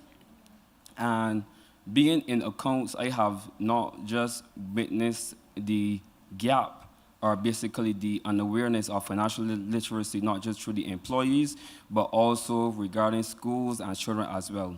I understand that government also understand that this is something that must be addressed because the government has already initiated some programs to address it. So I wanted to come here to speak about my initiative as well. My initiative is the St. Joseph Smart Savers Initiative. And this is basically to target the primary school children from a young age, from class 1 to class 4. The aim is that these children would be basically saving $1 a day, and this is going to basically be given back to them at graduation. This is important because as I grew up, my mom and my dad, they basically experienced the financial burden moving from primary school to secondary school. And I believe that this amount of money will basically help parents basically to address that issue.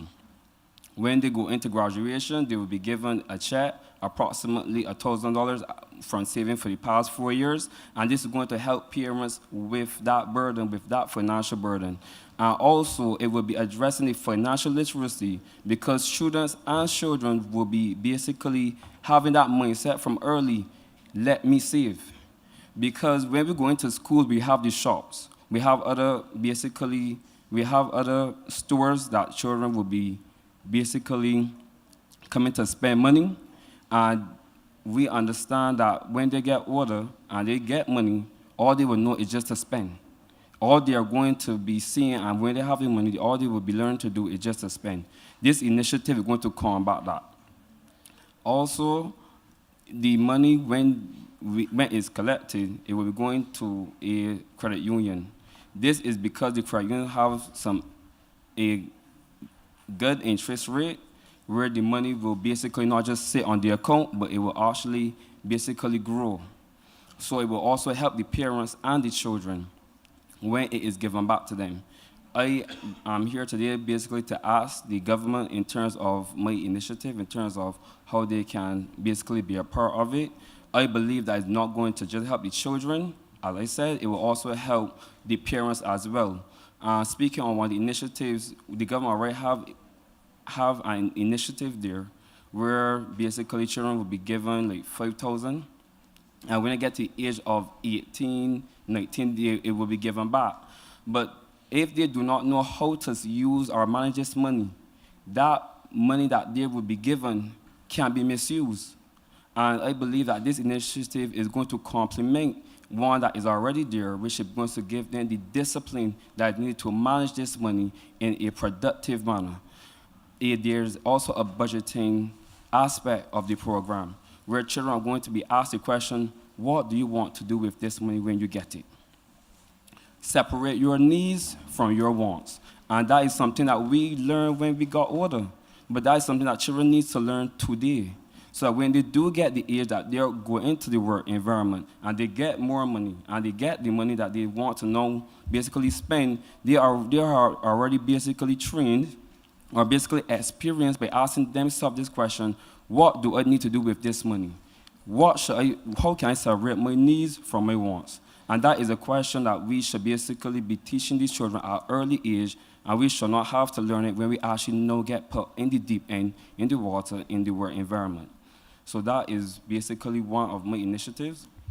My second initiative is something that I believe everyone here has already spoke about in many different ways. It's called the Village Connect.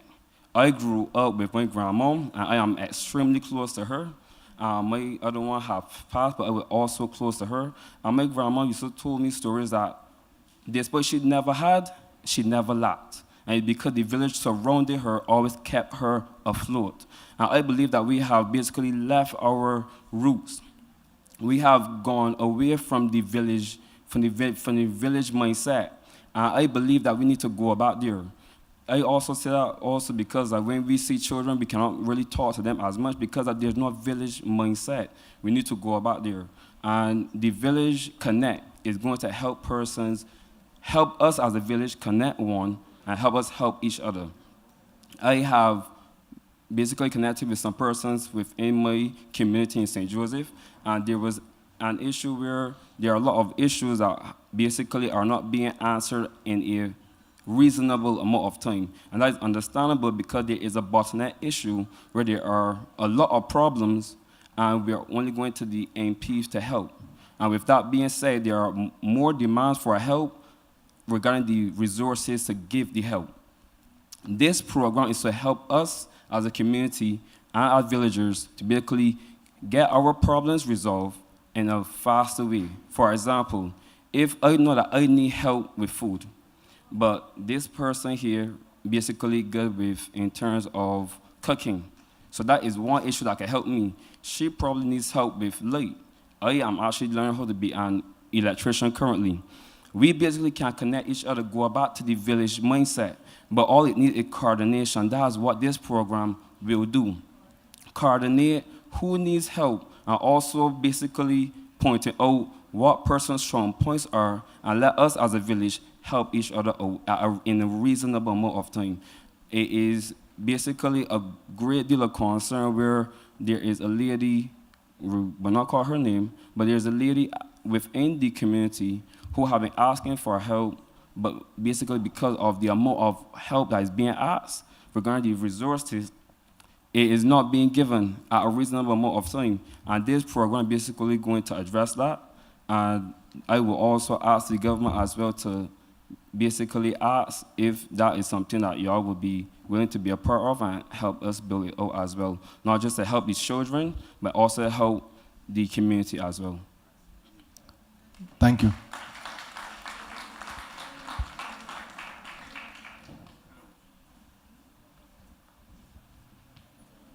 Hi, Desmond. Sorry. Do you have any concept paper, any notes so far on what it is you want for both of these programs? Yes, please. So I have two proposals. Currently, the financial literacy program, that proposal is already fully built out. The reason being is that I am trying my best to get to every primary school in St. Joseph to basically connect with these children at a very early age, before, hopefully September, that we could start this, so that within 4 years, their graduation is not going to be the basic graduation. This is going to be a graduation where they graduate from education, but they graduate with the knowledge of financial literacy as well. And the parents will also be benefiting, because when they transition, which is the hardest transition, or the parents really deal with it from primary school to secondary school, this will be money to help with that foundation, help families across St. Joseph, and not just St. Joseph, across Barbados, that they can basically be in a position that they can not just help themselves, but help the children as well. Lovely. So yes, I have 2 proposals. And the second one is also ready? The second one is not as ready as the first one, because I'm How much time September. do you need on that before you finish it? Honestly, give me a month. Give me a month, and I will have it ready for you. Okay. Well, completed. I will make contact with you tomorrow. We'll make some. Yes, please. particular Thank you very arrangements. much. Okay, Thank no you for your problem. time, everyone.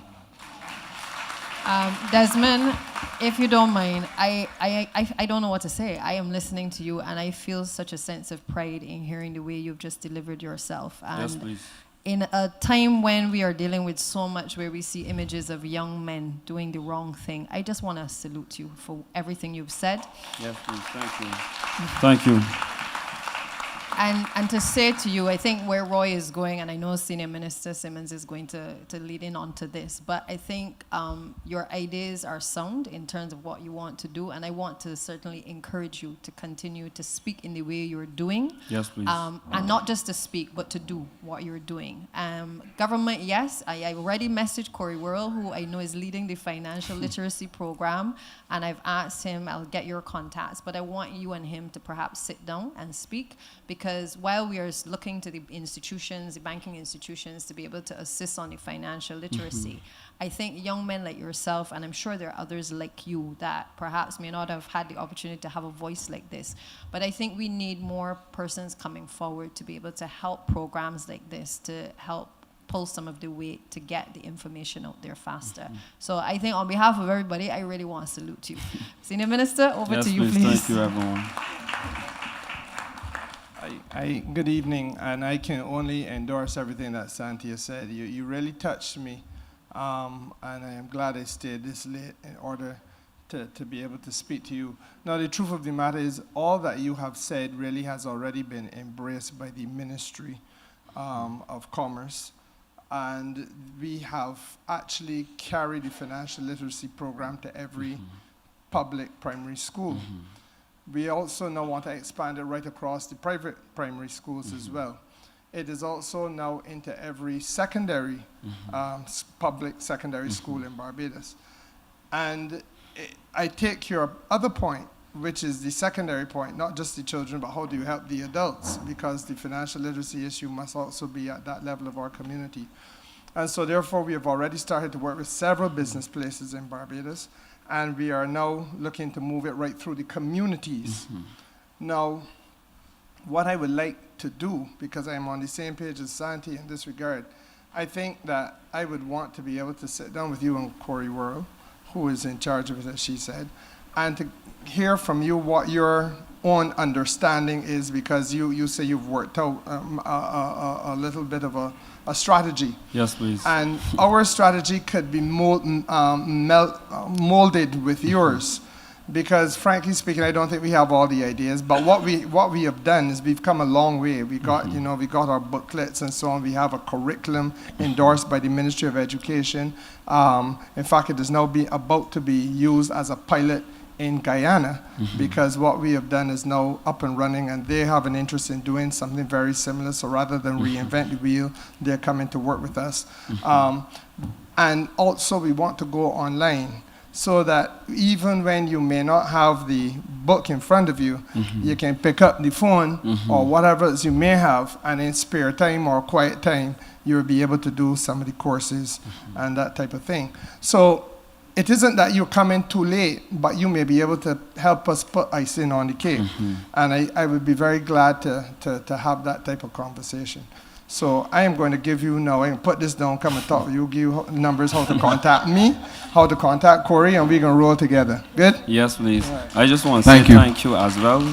The reason being is that everything that the ministry has already established is great. Financial literacy is a topic that theory alone is not sufficient. And that's where, as you said, we can come together, because my part is not the practical, where they are going to actually be hands-on experiencing financial literacy. And with your theory, I believe that they can complement each other to create a better new generation that are going to be financially ready for the hard times to come. Well, hopefully, no hard times, but for the times to come. Thank you.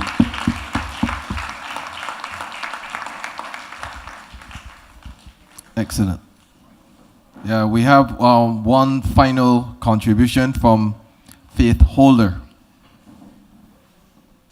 Another young person.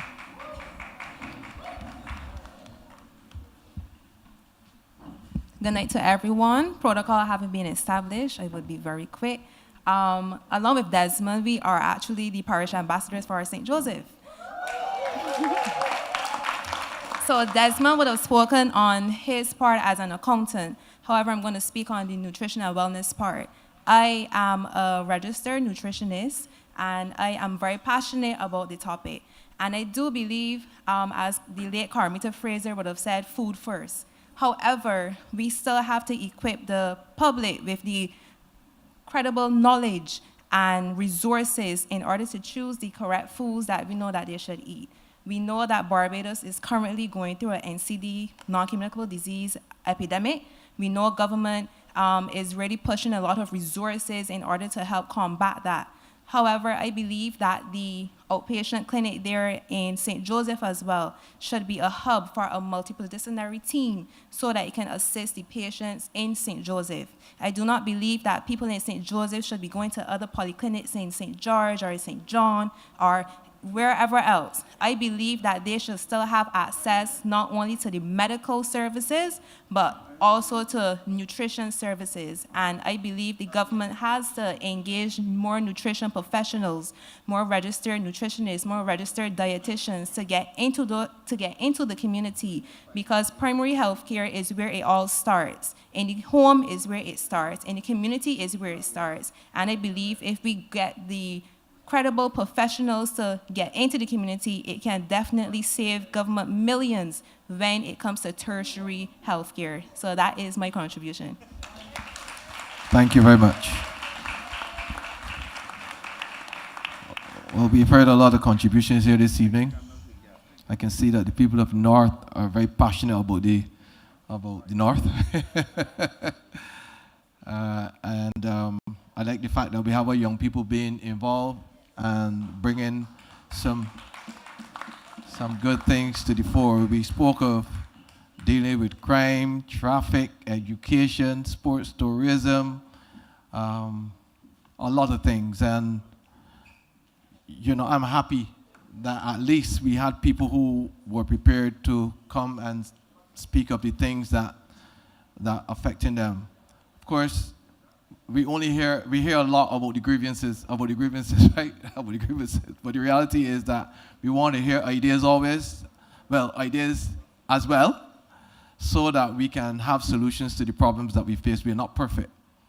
But I think that as a country, we as Barbadians, we care for this country that is our home, and we need to continue to do all that we can do in the interest of moving the country forward into a future that is, you know, sometimes when you think about where we are in this world, it changes every single day. Things change every single day in this world, so we have to be mindful and prepare ourselves for the road ahead. And I'm glad that you all came out here this evening to make your contributions to help chart the future for Barbados. I look forward to more ideas forums.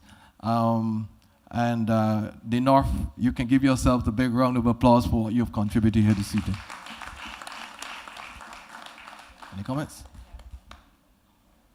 So just quickly, again, let me thank everyone as well, as RPB has said, for the contributions. And also, I think on behalf of everybody, to thank you, RPB, for taking time out to do this and to show a different side of you.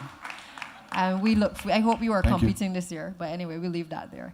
But again, I want to thank you all. Write me a song. I probably get strong to write me a song. I suspect you may be inspired by some of the ideas that you hear in this forum. Yeah, actually, there were some good ideas. I think there were some that stood out. Because at the end of the day, it's okay to do something within a small area, but we need to look at things that can happen on a national scale. And I hope that for the next forum, we hear more things that can move the country forward as a whole.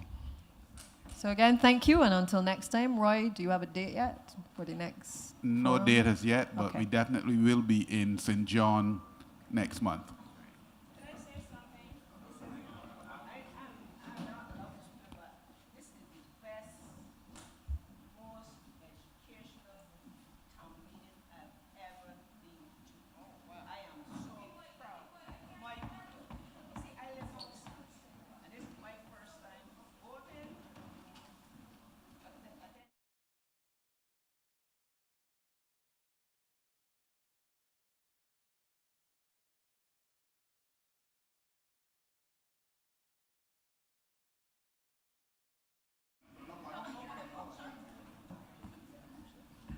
Okay, can you hear me?